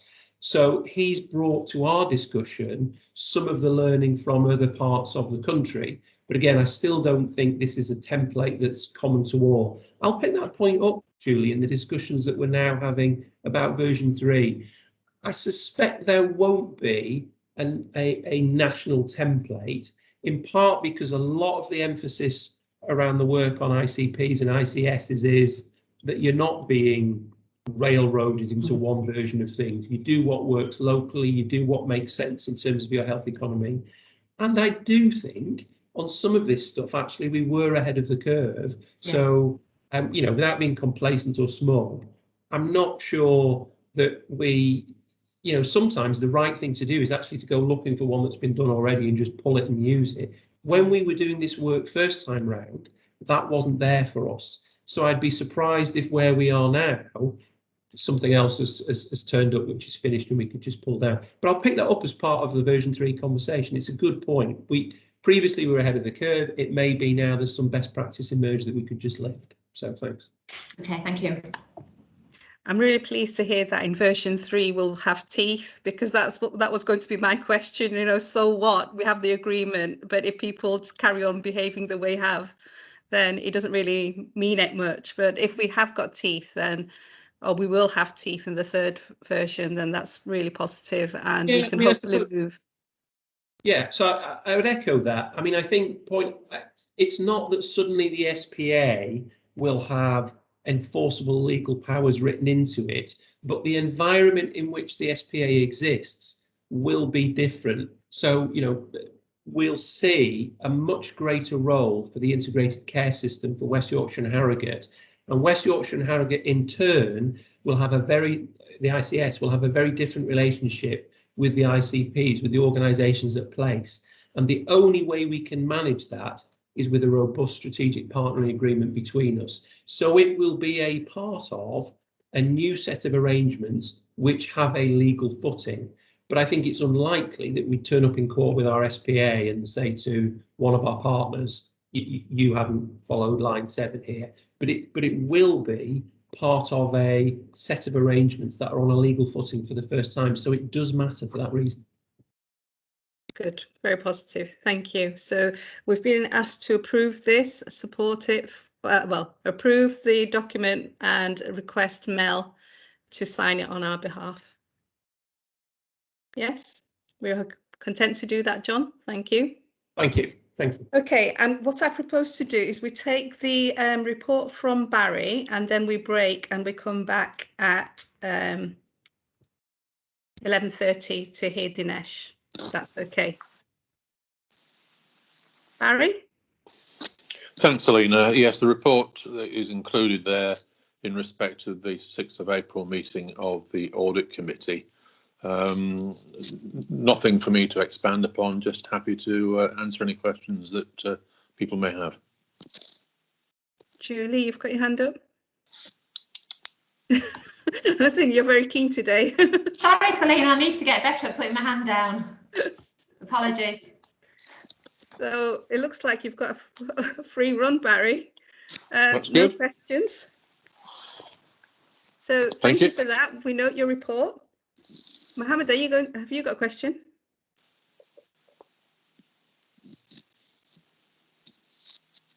No, I think he's on a different. So on that basis, then we note your report. Thank you for that. We'll take a break. So you've got a longer break. So expect lots of work to be done now as you get your tea. And see you all back at 11:30 prompt, please. So welcome to Dinesh Saralia, Dr. Dinesh Saralia. Dinesh has been leading on, well, our very own rock star, you could say. He's on the TV, Twitter, and everything. So we've got our very own rock star in Dr. Dinesh Saralia, and leading a lot of work on patient and public involvement with COVID vaccines and the development of vaccines and testing those. So I'll pass it on to Ray to introduce, and then we'll have a presentation. We've got until we've got about half an hour for this presentation, Dinesh. So thank you. Thank you. Thanks, Lena. You've done most of my work for me in terms of the big introduction. So I think Dinesh has been very well known to most of the board, either from his work around the trust as a consultant respiratory physician, or, as Selina said, his multiple media appearances over the last year in particular, but also beyond that as well. Professor Saralia is the director of the Patient Recruitment Centre in Bradford, one of only 5 nationwide that was recently opened under the auspices of the National Institute for Health Research. So Dinesh is going to tell us something about that today, the importance of it, I think, and you know, what a shining light it is really for Bradford to have attracted that centre to our city. So Dinesh, over to you, and thank you for joining us today. Thank you, Ray. Thank you for Selina and you for the kind introduction. Thank you very much. Can I have my next slide, please? So I think the life sciences strategy under the previous Conservative government between 2015 and 17 envisaged the setting up of what we call real life recruitment centers or recruitment engines to improve the delivery of research in the UK. Prior to 2012-13, when I was heavily involved in respiratory research, the UK was seen as an average and a very expensive performer when it came to global clinical trials. And my chastening experience was whenever I went to international meetings in that period, was whenever we tried to bring a trial to the UK, the first response is we can get far better countries to take trials and research into. So it's a tough job to get the trials to the UK, partly because of the disconnect between the day-to-day running of clinical trials and the big academic centers within the Golden Triangle, who were very much focused on basic life sciences research rather than actually the late phase and the commercial studies. So the real life sciences strategy envisaged that we can access research to populations that were most needed. And if you look at that, where more can we get a better example of taking research to the population that most needs it, like a city in Bradford. So I think our vision of bidding for a patient recruitment center was always in our cards when this idea was first mooted in 2017. It also was as a test bed. Remember, this is only a test bed. There were only 5 centers, as Ray mentioned, and this is an initial test bed to see how this works. And the government wanted to invest a finite amount of money, to be precise, close to about £7 million between the 5 centers, to start off to see how it would work. My next slide, please. So these centers are dedicated to commercial industry-sponsored research, though it is also open to what we call investigator-led research. So I'm leading a lot of investigator-led grants as well, which I'll talk to you in a moment. And that not only brings the kudos to the trust, but also brings the access of these treatments, these novel therapies to our patients in Bradford. Now, there are 5 throughout England alone, rather than the UK. The devolved nations have not been included in this endeavor as yet, but they hopefully will once this concept proves to be successful. There's a prime funding of £1.3 billion, and I call this as the stabilizers for a kid learning to cycle. And at the end of 3 years, that funding will stop and we'll be asked to run on our own, still having an oversight by the Department of Health and Social Care. So the way the governance structure works within the PRCs is there is the Department of Health and Social Care with one of the health ministers from the reporting to the Secretary of State.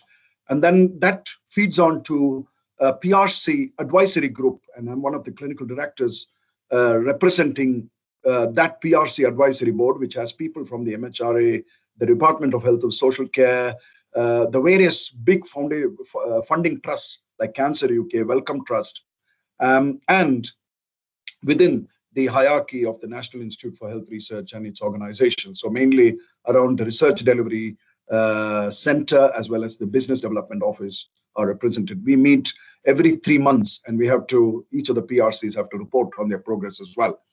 And the aim of doing these PRCs is to provide an excellent track record and give a unique experience to the industry partners who come to the UK. So it's about selling the UK PLC.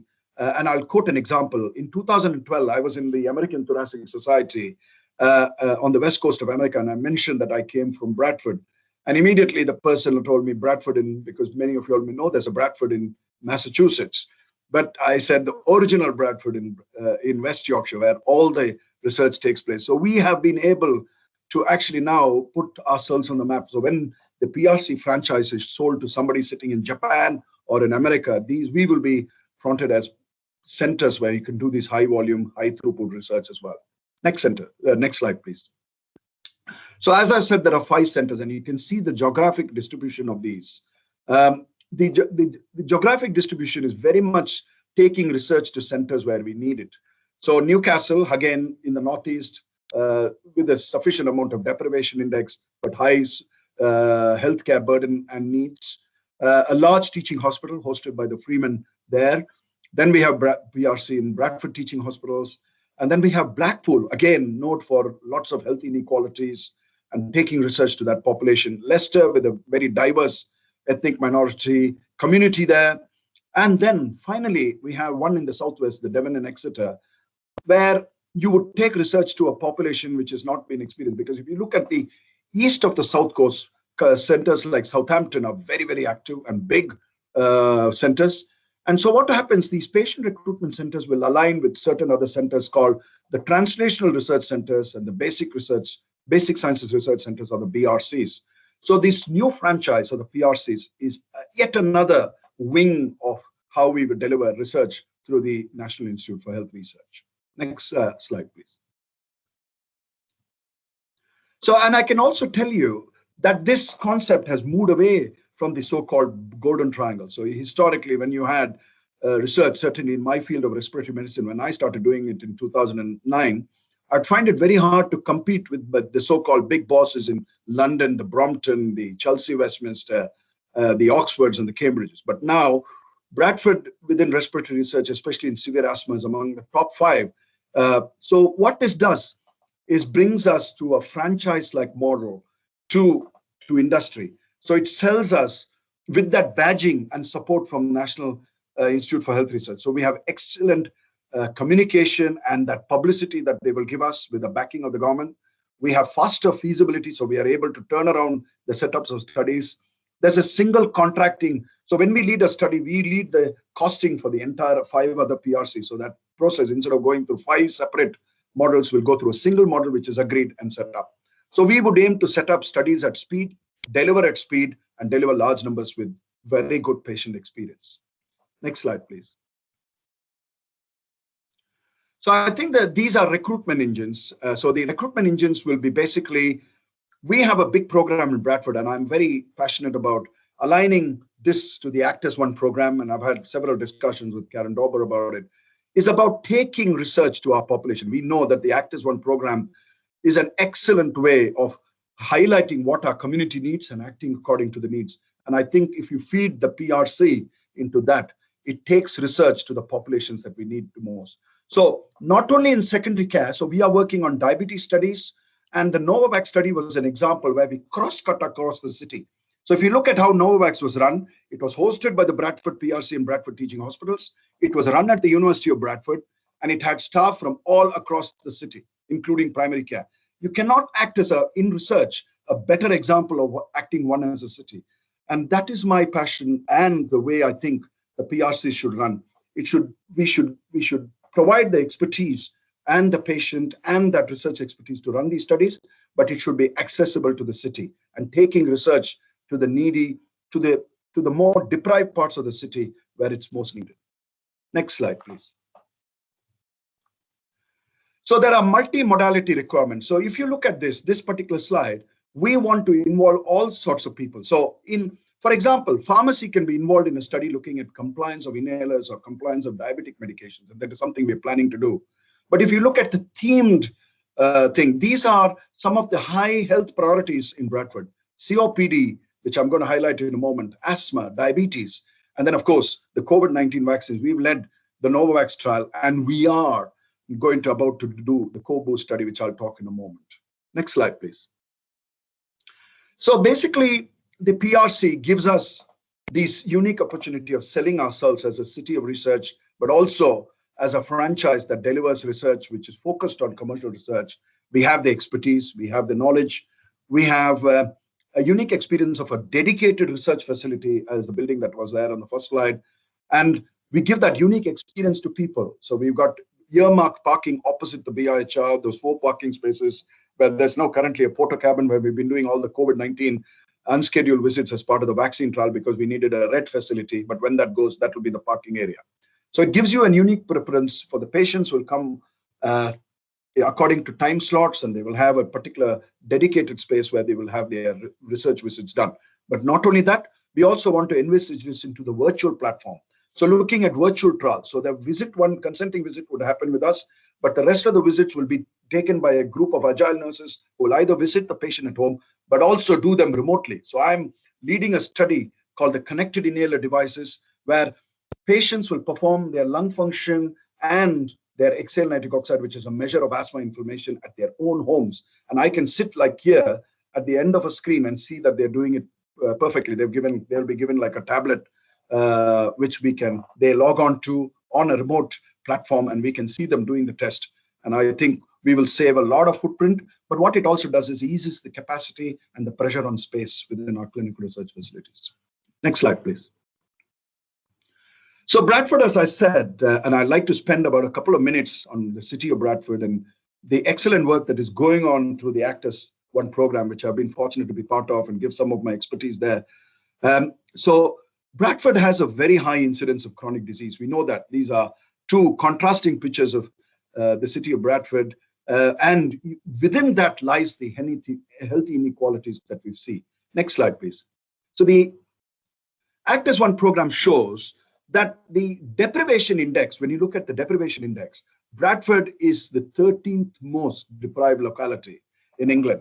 So, and it is also very interesting to see where one is the most deprived people. So if you look at the deprived populations in Bradford, like inner city, like you look at Girlington opposite our hospital, Manningham, and then you compare the lifespan in those areas to somewhere like Menston, Ilkley, the outer reaches of Skipton, which have a BD23 postcode. John Wright has showed this. There is a 10-year survival difference. So if you live in, and if you look at what COVID has taught us, if you see many of our admissions, which we have had in the last 12 months, and I have first-hand knowledge of recruiting patients into the COVID trials, into the treatment trials, many of our patients were from these localities. So COVID-19 has exposed those health inequalities, as we very well know, across nationally as well. Next slide, please. So I'm very grateful to the Actors One program for sharing some of this intelligence data. You look at, for example, in my own specialty as a respiratory disease, our respiratory health in Bradford is very poor. So you look at twice the national incidence of asthma, you look at 1.5 times incidence of smoking within prevalence within our population, twice the national average of COPD, and respiratory death and respiratory failure, high burden. So before we set up the sleep service, and Ray was probably part of that in those initial discussions, when we set up the sleep service in Bradford, the sleep service in Leeds was the only center we would refer to, and 50% of the patients who we referred for sleep disorder breathing to Leeds came from Bradford. And you then add up the other cities like Calderdale, Halifax, and Huddersfield, and Airedale, for example, they accounted for only 30% of the rest of the sleep referrals, and 20% came from Leeds. So Bradford had a huge problem for a long time. We've known this. Now, how do we bring this patient recruitment center and research opportunities is the key, what I'd like to talk to you all about in the next few slides. Next slide, please. And this is very interesting. Again, through the Actors One program, you see what our challenges front of. You look at our annual admissions from COPD vary between 1,000 and 1,200. One may argue the various interventions, do they reduce them? I think we're diagnosing more people better.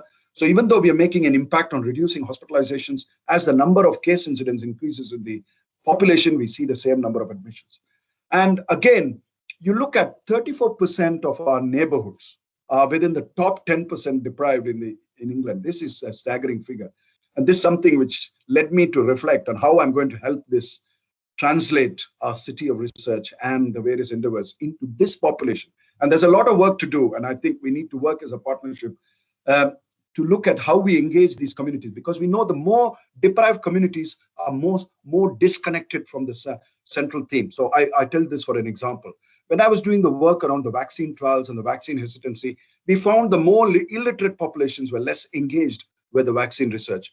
Today, you must have heard that only 40% of the so-called at-risk population has been vaccinated in inner city Bradford. And that compares, when you look at areas like Ilkley and Menston, over 90-95% of the population has been vaccinated. So this is very interesting. So we need to work, I think, looking at how we bring research to improve healthcare outcomes. And I'm a passionate believer, when we bring research to the population, we will also ease the pressure on our front door, and will also ease the experience and will improve the experience of our patients and prevent overcrowding in our hospitals. Because we know that research active organizations have improved healthcare outcomes and actually serve their population better. Next slide, please. So this is, again, a much more stark slide when you look at the 75 mortality rates in the whole country, and then you compare that to Bradford and Yorkshire, but you can see that Bradford is still higher than the average within Yorkshire and Humber. Next slide, please. So why is the PRC important? And I put this slide there just to show the board. I would like you to point out that green dot, that enlarged dot in the middle of England there. That's not Leeds, that's Bradford. That's Bradford outshining Leeds. And certainly that's within my specialty.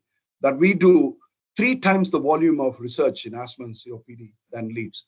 So we have got the ability to beat some of our surrounding hospitals and punch well above our waist. What it has led to is the access of these novel therapies to patients who need them the most.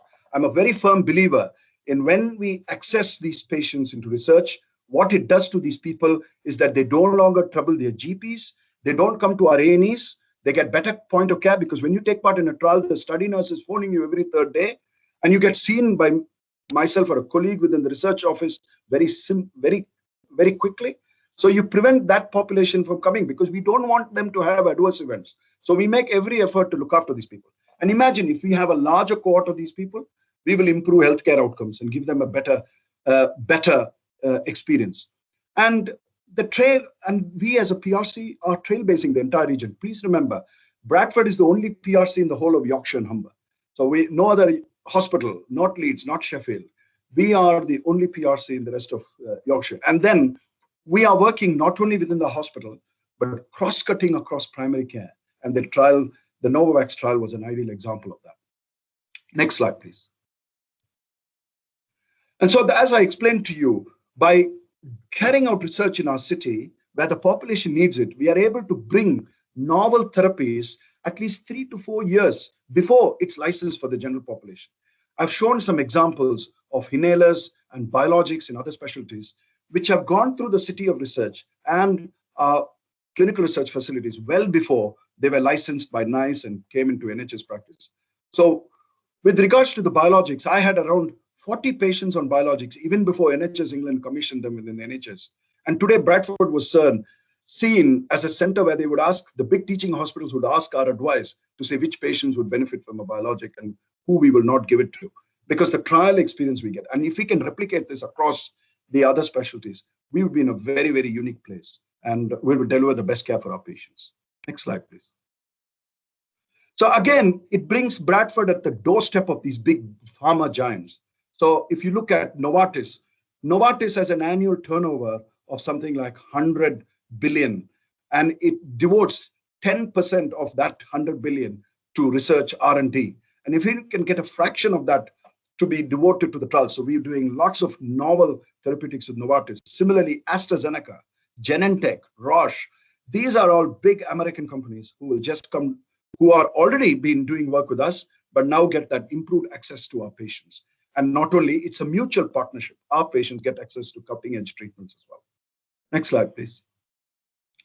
So the Patient Recruitment Center, this is, we're very proud of the board. We can see that NIHR Patient Recruitment Center there below. That's the facility. And for those people who are new to the board, that facility behind was actually opened by Chris Whitty in 2016. We, at that time, we were becoming recognized as quite a big player in clinical research, and all that effort played into us getting the award of a Patient Recruitment Center. Next slide, please. So the PRCs are already punching well above their waist. So if you look at Bradford, 3rd highest recruiter in the Novavax trial in the country. Out of the total 15,000 participants recruited within the study, 1,900 were recruited from the PRCs. And the first global patient in the study was recruited from a PRC in Blackpool. Quite a sore point on why we didn't achieve global first. It was partly logistic on why Novavax chose Blackpool, which is beyond our control. But we tried very hard to recruit the first global patient. But we have recruited since then in other trials. Next slide, please. So the Bradford playing its part was a multi-cross-district approach. And it involved, and this is probably one of the moments where I felt if there was an impact in the COVID pandemic. I went to the Bradford Central Mosque one Friday afternoon for their Friday prayers.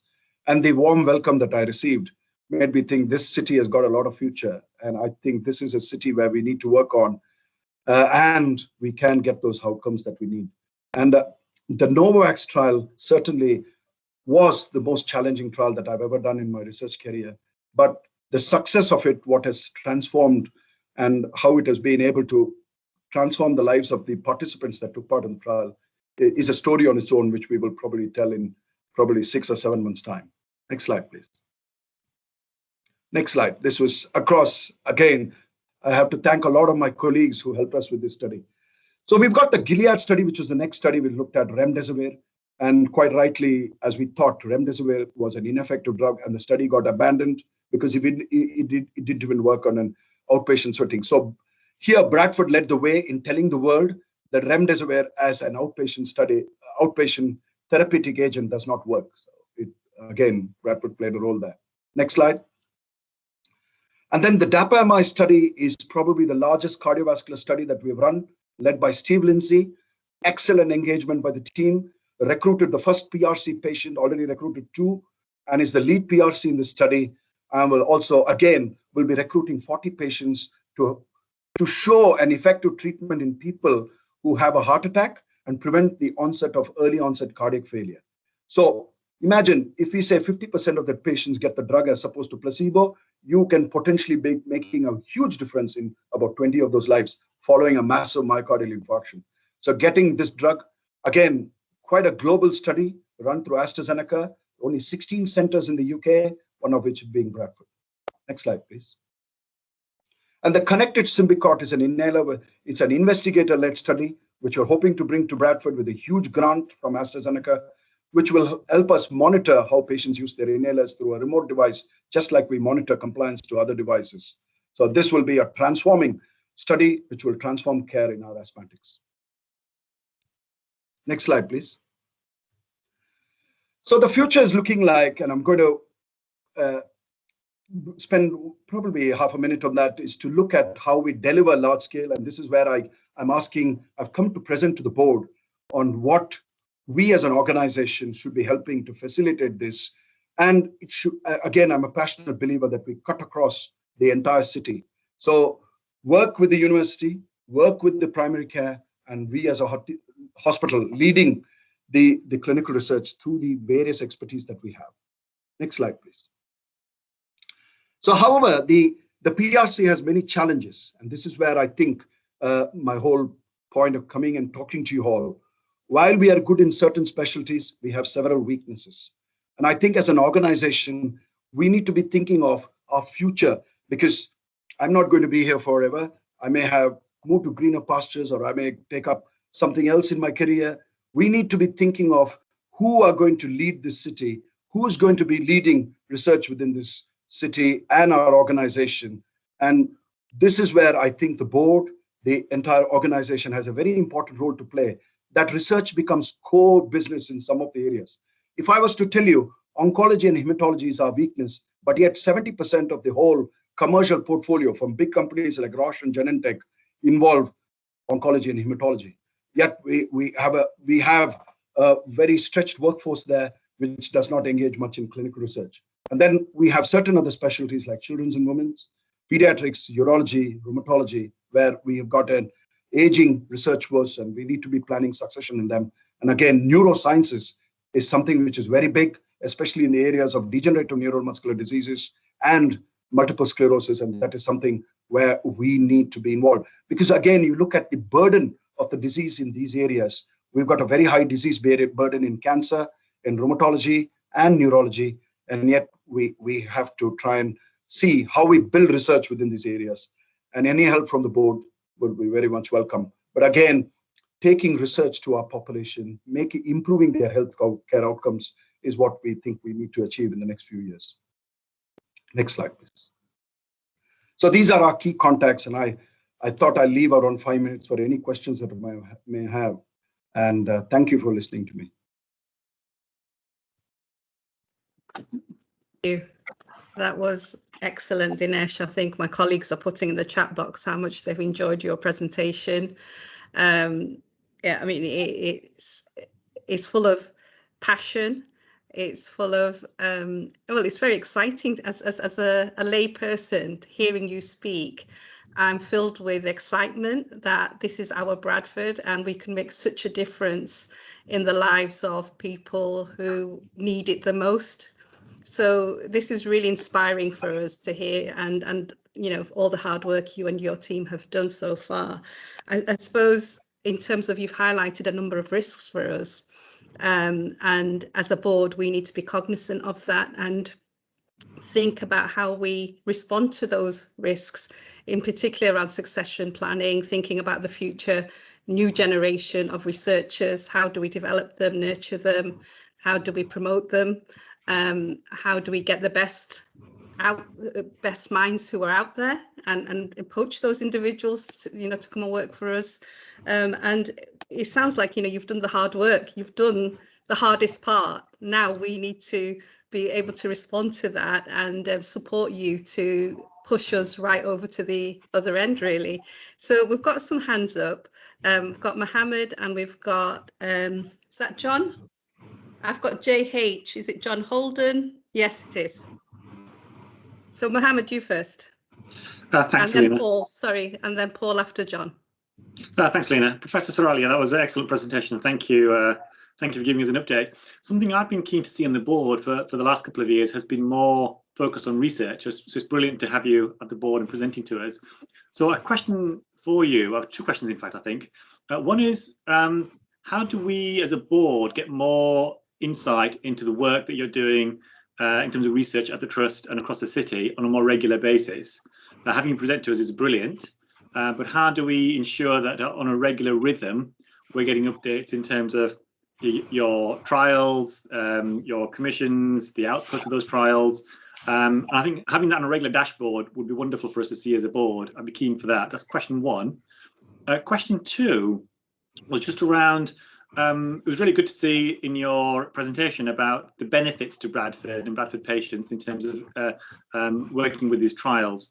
Do we have any data, or is there data that we can share regularly in terms of, once the trials close, because Bradford has been involved in using these inhalers or these novel therapeutic agents, what's the ongoing uptake and the outpatient outcome benefit from Bradford as a city participating in these studies? Because that's something that's difficult to see. We see the benefit of the early work, but maybe it's too early, I don't know. But how do we get more visibility of that? Mohammed, to answer your first question, we will have what is called as a Kanbanchi board, a virtual board, which we will probably set up. And it's very easy to share that data. So what that board will tell us is the number of trials that are currently in setup, running, percentage of people recruited, completed to target or not. Now, with regards to the outcomes that we see to our patients, what we do when a trial is completed, we organize what is called patient engagement forums. What does that mean? So it's always been my practice. When I finish a clinical trial, if I recruited 10 patients in the study, I get them in for a meeting, now virtually, to discuss the results of the unblinding. So we hope to do that. And you're welcome to join us, Mohammed. And I would very much welcome your engagement with that. I'm hoping to have one such meeting when Novavax is fully licensed and the study is complete. So each of those 726 participants, we would be informing on who took part in the trial, in the placebo arm, in the Novavax trial, who got unblinded and who got the crossover, because it's become a very complex protocol now. But that outcome, and we have got already life-changing stories with the Novavax, Mohammed. So we've had participants in the study where when we unblinded them, they knew that they had the vaccine because the other members of the family had been so ill with COVID. And I have a shining example of one of my consultant colleagues who was very high risk, but did not develop any symptom of COVID. And when I unblinded him, had Novavax. And the joy that I saw was something, and as I've told you, in my research career of 11 years, the Novavax has been the most fruitful one, the most, the challenging trial. It's taken me a lot of, Ray saw me, I think, when I first I was working something like 17 hours a day. I don't know how I got that energy, but as we are seeing the benefits of the trial to our population, and for me as a researcher to see the joy in some of those people who've taken part of the trial, but also a huge thank you to everyone, because they have helped change science. Because today, if you're going to come out of this pandemic, it's going to be through these vaccines, isn't it? But I welcome your suggestion. We will give that transparency. And if you really want to know how we do, I would also suggest the board members are welcome to spend a day with me. in non-COVID times when you're able to come. I'm more than happy to show you all how the clinical research facility works and how we conduct these study visits. That's something which I'm very passionate about. I think that would be a wonderful kind of board development session once Yes. kind of the pandemic allows us to do that. That'd be wonderful to do. I'd be interested perhaps in Ray, perhaps you coming in and thinking about how do we get this kind of kombucha board that you've got, Dinesh, and how do we feed that into the dashboard that we already have? Just having that regular insight into the board on a monthly basis, I think would be amazing for us to see and track, because we should be really proud of the work that we do at Bradford, and it'd be really good to have more visibility at the board. Yeah, absolutely. So Ray and John may also have something to say about this as well.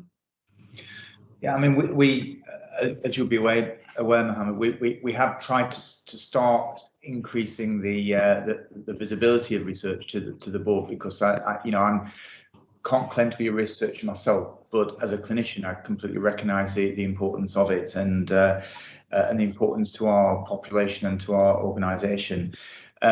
So we are having regular board updates on the whole of the activity of the BIHR in its entirety, coming regularly, and then probably every other or every third board meeting, we've invited a member of BIHR to come and present a bit of a more focused explanation, discussion about the work that's going on, very much as Dinesh has been able to do today.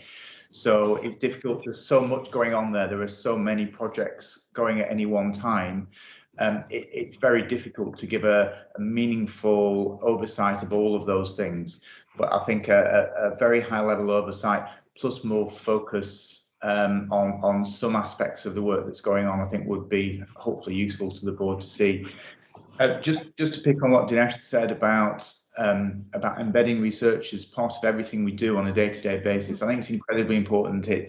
It drives quality in healthcare, not just about treatments of tomorrow, but treatments of today. I think it will give our population access to the very best, and that can certainly attract the best minds to our organisation, which is what we want to do. The reality, unfortunately, though, is that quality research takes time. And there is always a tension between just having to do the business of the day, looking after patients, which is obviously incredibly important, but also investing the time that we need for the research offering as well. And there is a cost to that, unfortunately. For me, I think it's really important to do that. And there's real opportunities with the brilliant research facilities and the researchers themselves that we have on our site to attract the best people and look at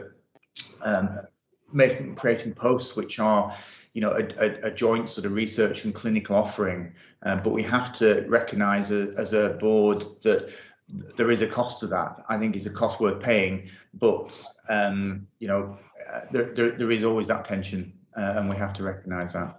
I think what you've highlighted, Ray, is how we as a board think about integrating the various strategies we have. So we have a research strategy, we have a workforce strategy, we have a quality strategy. How do all of those link together, and where is, as a board, how do we see that, and how does that all cascade down to our frontline staff? Because I think, we've got one of the world-beating health research sites on our doorstep, but how many of our staff know about it, can tell us what they understand about the research centre, unless they're actively involved? So I think there is a challenge for us as an organisation, and I think we need to sort of have a further debate and discussion about that. Yeah, I think this is so important. I think that the real shame is too many of our staff think of BIHR and everything that goes on there as something separate outside the organisation. It isn't. It's part of Bradford Teaching Hospitals and everything we do, and I think we have to get that recognition out to all our staff, and push it at every opportunity, because it will attract the best people. We've got an incredible offering there, world-class offering, which for a city like Bradford is an unbelievable achievement, I think. John, and then Paul. Thank you, Selina. I think the exchange between yourself and Ray there has covered quite a bit of what I was going to say. I totally endorse the points Ray makes. For Dinesh's benefit, just to say that the board has recently been discussing a refresh of our corporate strategy. And when we did the last strategy in 2017, Dinesh, we both articulated a vision for the organisation where we wanted to be an outstanding provider of, amongst other things, research. And then in the strategy itself, we identified 4 themes, one of which was research-led care and learning. We said we wanted to be a national exemplar. So, you know, I think the work you've done and John and colleagues in BIHR has been, you know, absolutely on the money. I think it's absolutely fulfilled what we said we wanted to do. The challenge for us now in refreshing our corporate strategy is to have a, you know, sort of mature conversation about where next with this. What do we do next? Because those are fine words and big aspirations, but what does that mean looking forward for the next 5 years? Where does that take us in terms of our research approach? And I do recognise the point that Ray made and also Selina, that for many of our staff, research is still something quite esoteric. It's something quite kind of special and refined. And actually, I would say they probably do know we've got a world-beating research centre doing some amazing stuff, because I think a lot of the comms and the videos, etc., have really brought that to the fore, and you've been a fantastic ambassador for it. But I think the challenge would be, could those same staff members explain to, you know, somebody at the bus stop how that is benefiting the population of Bradford and districts? And I'm not sure they could. And I think that's the challenge for us. I think most people would say, BIHR are amazing, we're smashing it, doing some incredible work, nationally, internationally. But what does it mean for the people of Bradford? So I think, Dinesh, and it's something I want to talk to you about as we develop the next strategy, one of the challenges for us will be to strengthen that connection with our population and our workforce and show what the difference it's making for them. And then I think that then we've really brought it to life in a way that people will understand. Because I think in terms of recognising its importance, we already do, but I include myself here, we don't do a good enough job of explaining the difference it makes locally. That would be my perception. If I can make a comment, John, excellent. And you were part of that initial journey when we wanted to become a PRC. Thank you to you, John. I think I'd like to make a few comments. Karen Dauber and the Act as One program. I think I'm a big believer that the work that is going around that has to link. We have got something which is happening now, right? And Karen, with her leadership there, is showing what we can do to improve healthcare outcomes in a respiratory specialty. If we translate that, the more people we get into this platform of getting engaged in research, they will serve as our ambassadors. So we did that with COVID, John. So when we had COVID recoverers going out and busting the myths about what was happening in the hospital, right? So you know what the stories were going on in the community first. But when these COVID survivors went, and what a grand job we were doing, and the research effort, it's nothing more powerful than that, I think. And I think the more we get, and I agree completely with you, how are we going to interpret it to a guy standing outside the bus stop on Duckworth Lane and say, what is happening? Do you know what's happening in BRI? That would be our challenge. I agree. Thank you. Paul. Thanks, Elena.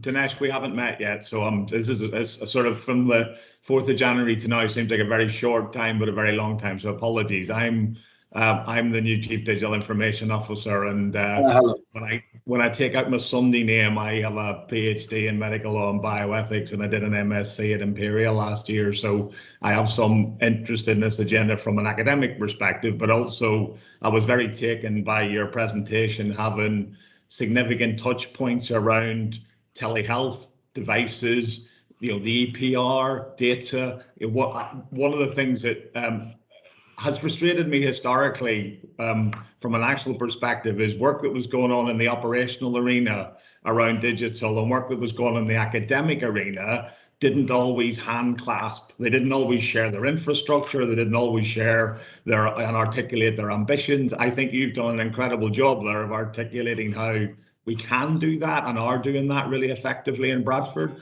So it's just from my perspective, a delight. When Ray said attracting best minds, I didn't think he was referring to me, but I'm really, really keen that part of my portfolio here is making the links that, I've already talked to John and Kuldeep and colleagues in BIHR, and I'm only apologising that in my wanders over there we haven't met yet, but I think there's a huge potential there. And just finally, your point about succession planning as well, we really have to use this next stage as an opportunity to make this, the next generation, the appeal to the next generation and the generation after that. So yeah, a privilege to hear the presentation, immense vitality there, and we can bottle a bit of that and share it across the streets of Bradford. We'll be doing very, very well. So thank you for that. Paul, can I make a comment? We've just been, I don't know whether the board knows, we've been selected to do the co-boost study, which Matt Hancock announced yesterday. Probably my most nervous moment yesterday, sitting in a press conference with him. It was virtual, but that capture we can do through EPR. I've already been in discussions with Paul Southern, and how we get because the study is going to recruit 50% of people who've had 2 doses of Pfizer and 50% who've had Oxford, right? And that population, the EPR gives us such a great advantage. So when the national chief investigator called me, I said, don't worry, I've got it all in hand. Our EPR will tackle that. So that's the confidence we have in our data capture. We've got an EPR, and I'm a big fan of EPR, Paul. When it was launched, I was there. It has given great assets to us in research. Maybe perhaps you can come and perhaps spend a couple of hours and I'll show you how we capture our research data through EPR. Fantastic. Great. I've got Altaf and then Karen.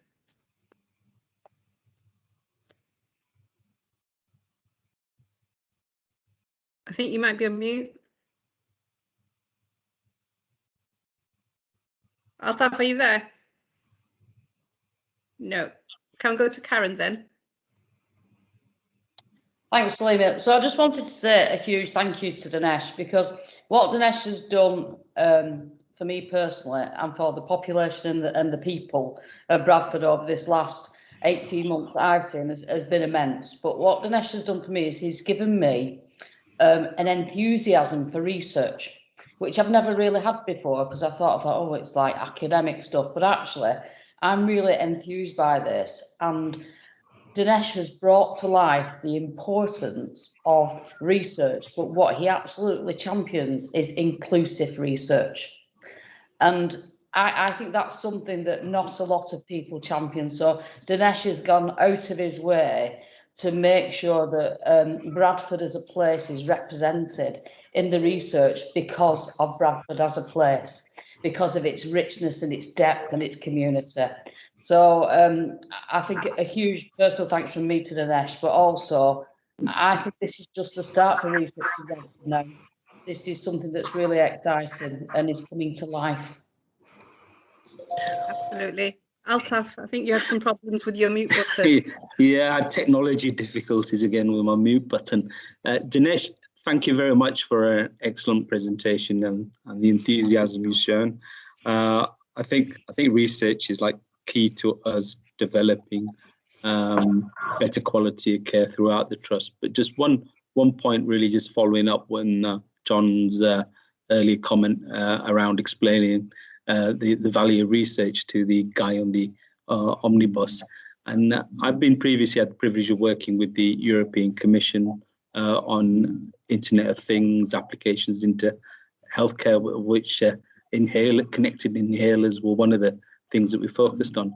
But one of the things they did is they always had a dissemination budget, and they had a dissemination team with right from the start of the project. And as the project kind of developed and evolved, they actually produced YouTube content, social media content, really high quality content that was aimed at the general public, because the European Union was always conscious of the fact that it was seen as wasting public money. And they wanted to have this connection between what people see as a big spend, and there's always a tension, like Ray said, between operational delivery on day-to-day healthcare and research. So if people better understand why that research is being carried out and how it's going to feed through into improvements of care for themselves at some time in the future, that relationship needs to be established all through the research programs. So, when we're developing budgets, there needs to be money in the bag to actually support that communication piece as well. Absolutely, very good point. Thank you, Altaf. Thank you. Any more questions? Yeah. Can I just ask something of Dinesh? It's regarding our Born in Bradford work. You know, we've got a fantastic resource and we've got big data. How do we marry that up with what, you know, the patient centres are doing?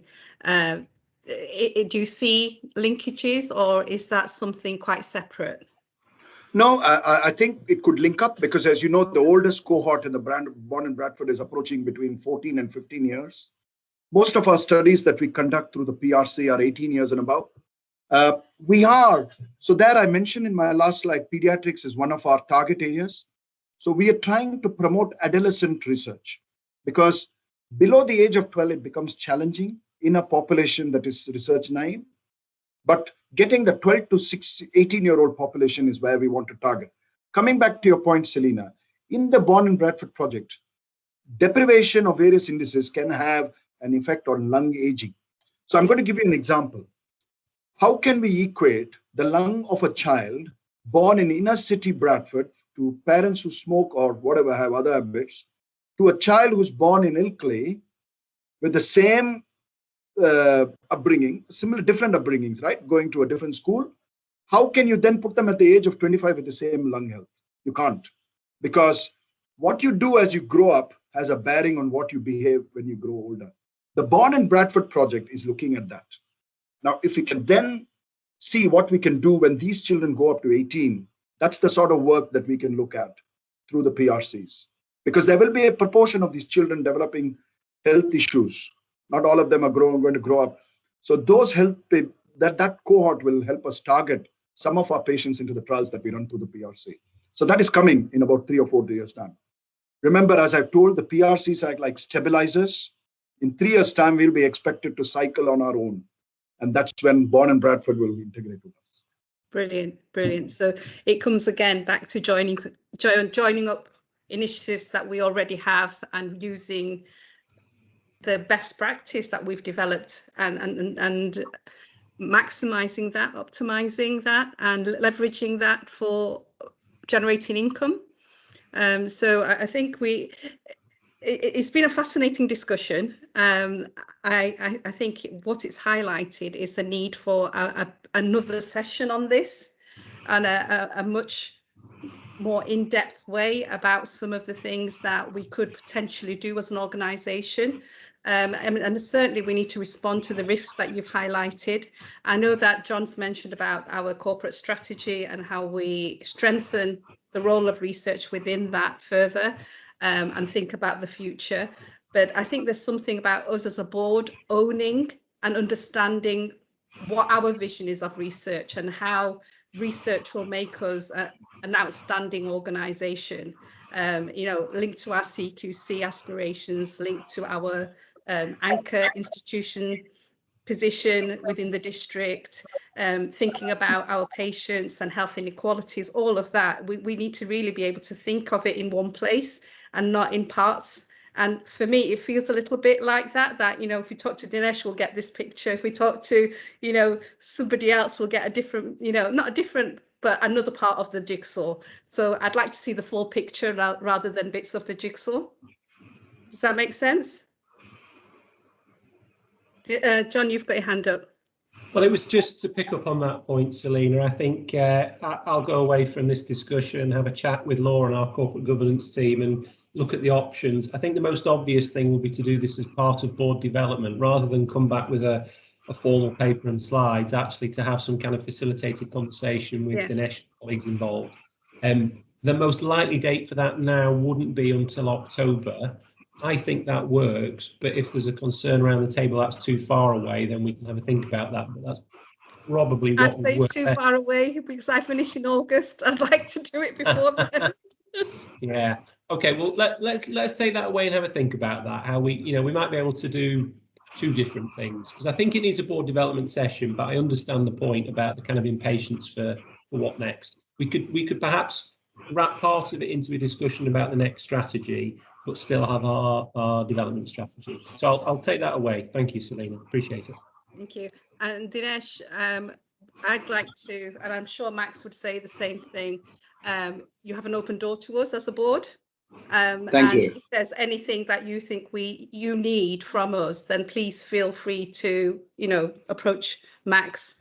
And I'm sure Ray and others will be more than happy to facilitate that. So feel free to do that. Thank you.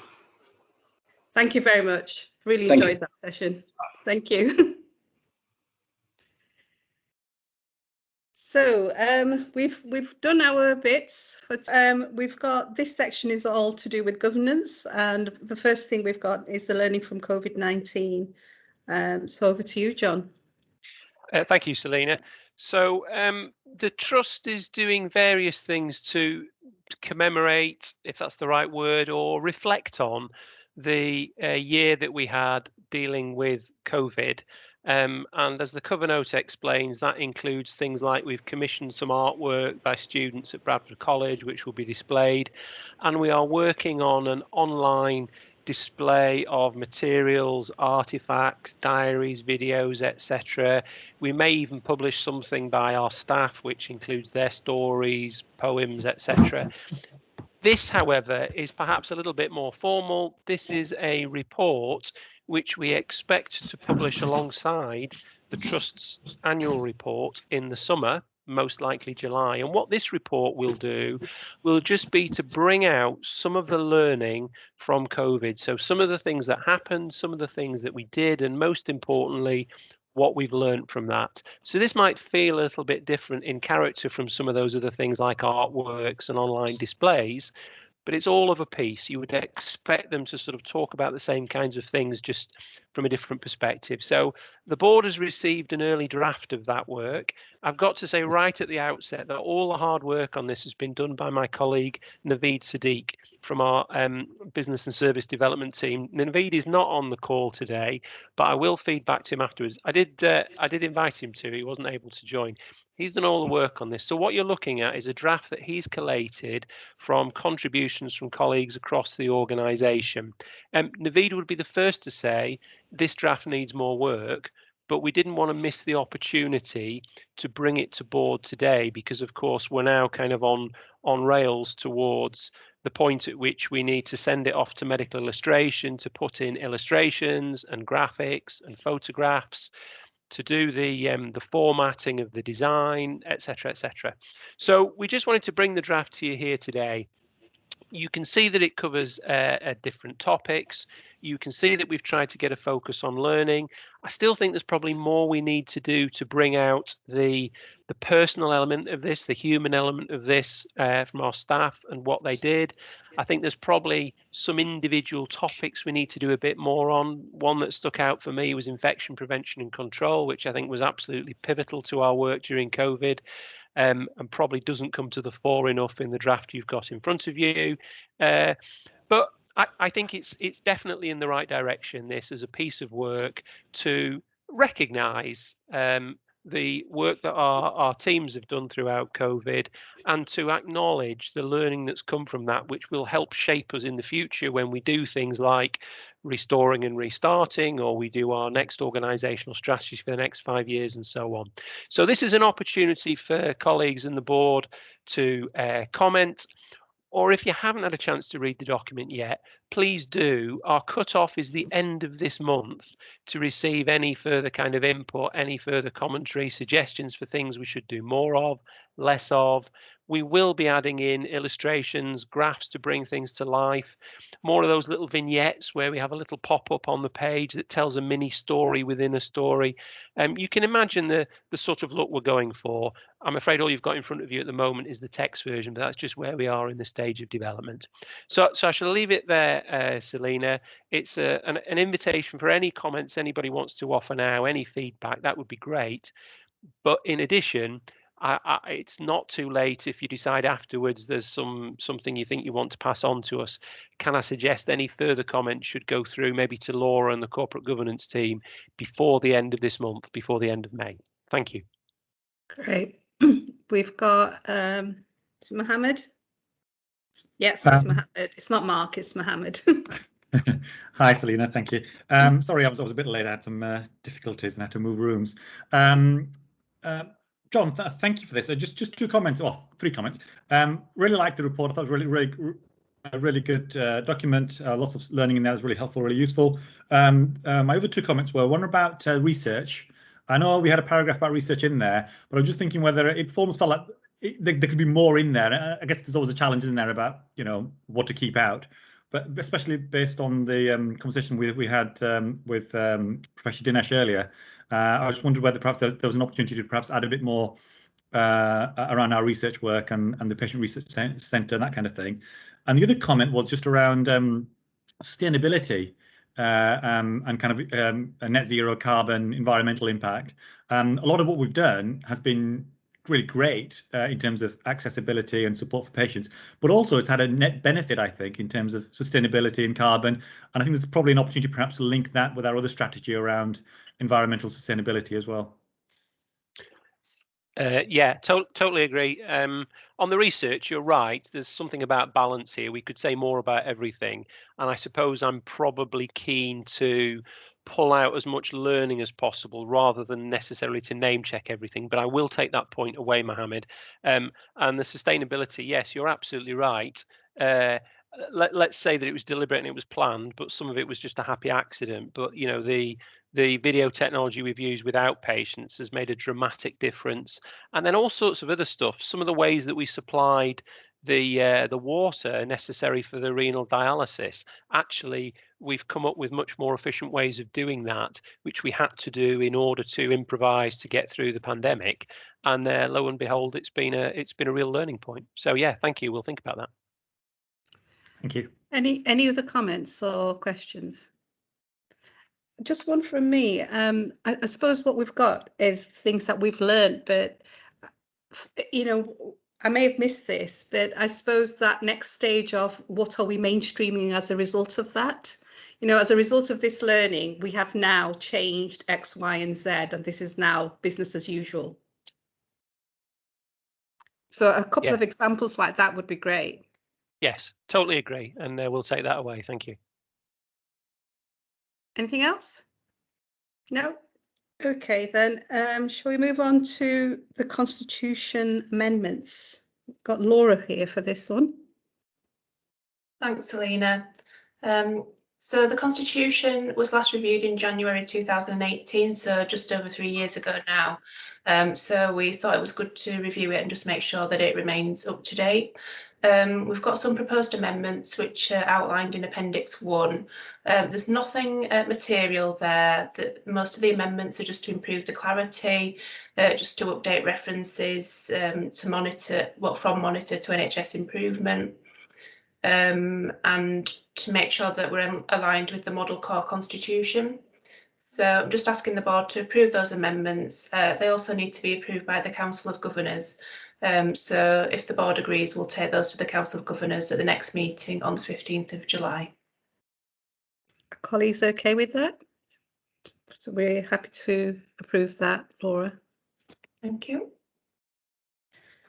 Then, sorry, yeah, we've got the self-certification of provider license next. Yeah, so foundation trusts are required to self-certify annually as to whether they've complied with the conditions of the provider licence.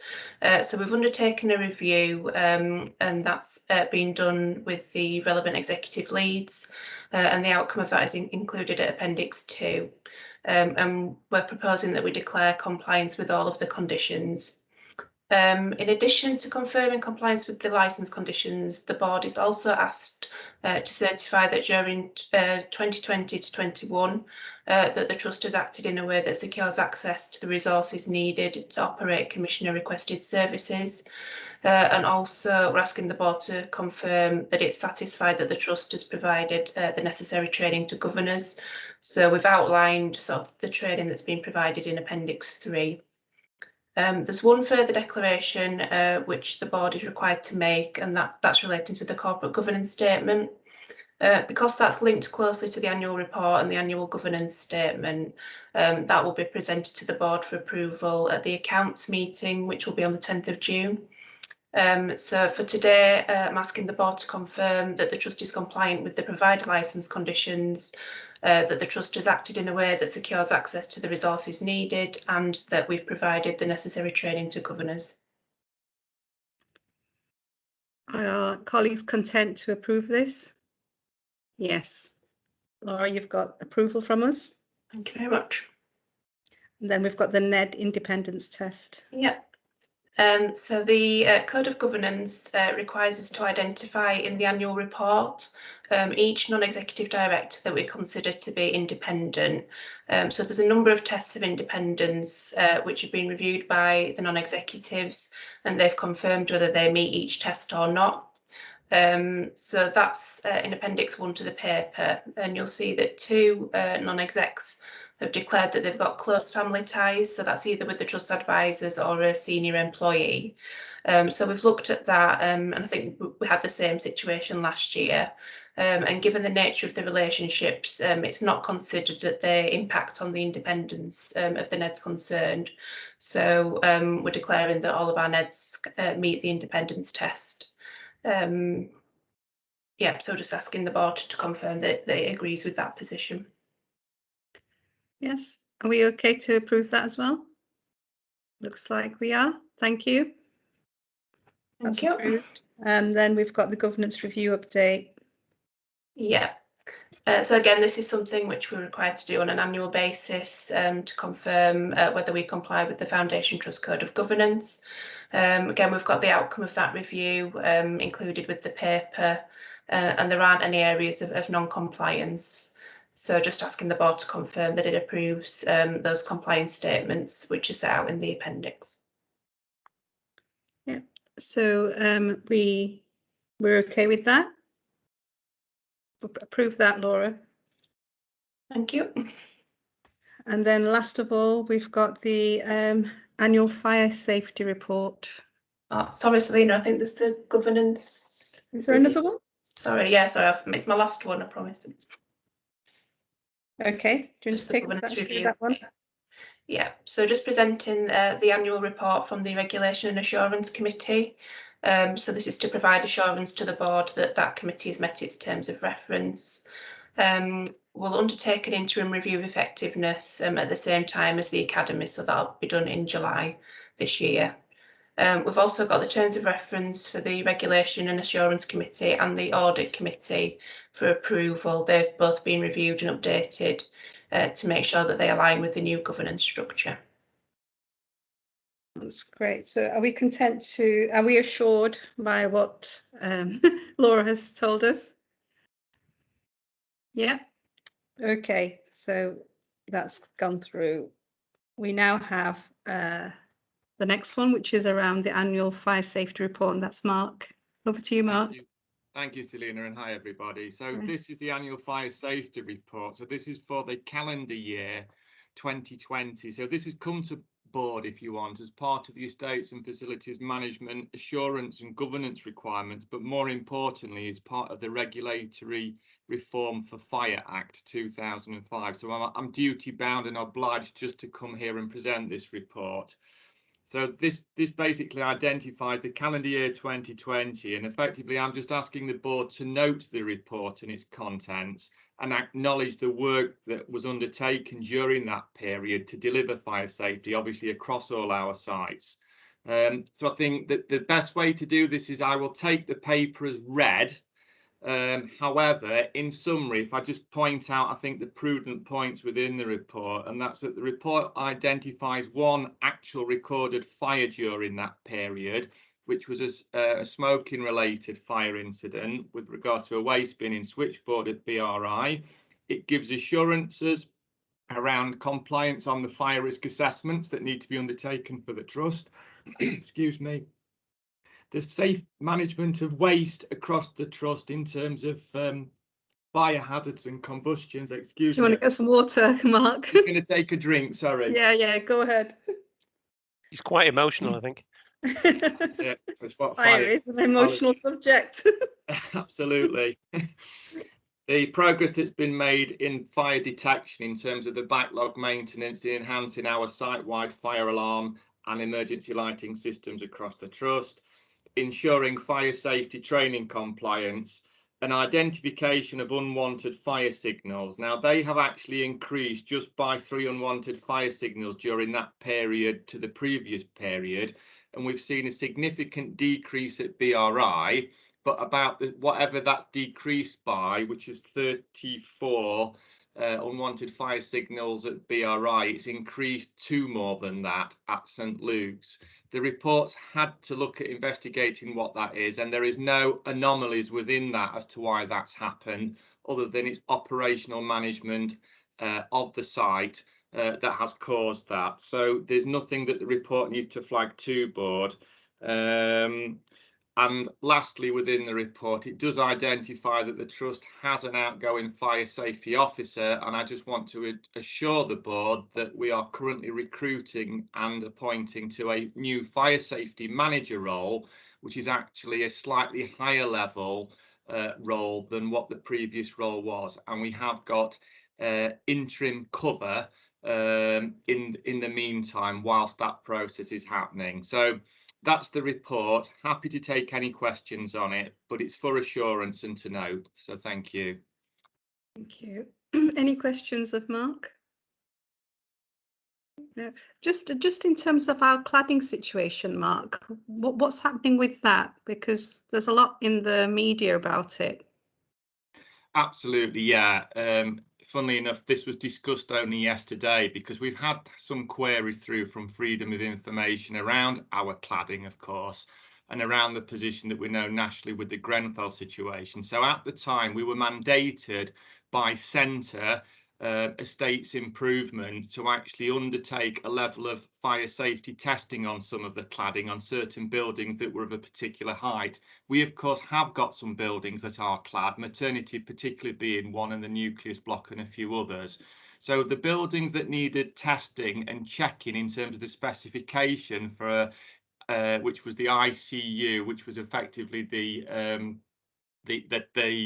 clad building element, were safely tested in terms of the specification, and the 2 buildings that we have that didn't need testing, if you want, didn't meet the height criteria. However, we have looked at the specification and they don't form part of the combustible material that was part of the Grenfell incident. So I can assure board that we were done all our due diligence tests, we were mandated to do so, and that there is no further action that we are required to take that's been mandated or in law with regards to fire cladding. So I think it's fair to say we're safe.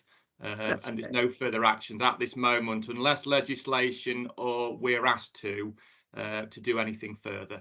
Thank you. That's great. Thank you, Mark. Okay, well, we're coming to the end of the business. Any other business? I know that Paul sent his apologies, but he did ask, I think, Laura to raise an issue for him. Yeah, it was just to let the board know that the Data Security and Protection Toolkit needs to be submitted by the end of June, and it requires sort of board approval. So because we don't have another meeting before the end of June, we're suggesting that will be done through the urgent decision process. It'll be signed off sort of through Mel and Max and 2 other non-executive directors, and then it'll come to the board in July for ratification. So just wanted to make the board aware of that. That's great. Okay, noted. And next, we've got any issues to refer to board committees or elsewhere. Laura, could you just remind me if there's anything that we said? I don't think we did, but... No, I haven't noted anything. A possible discussion about research at a later Yes. opportunity, but we'll take that offline. Yeah, and that's for the board development day, possibly. Potentially, yes. Yeah, great. Well, thank you. Our next meeting then is on the 22nd of July. We've got a number of annexes before I close the meeting, which we need to note. So there's a list of annexes that we usually note. So we note all those. And I'll close the meeting now. Our next meeting is on the 22nd of July at 9:30.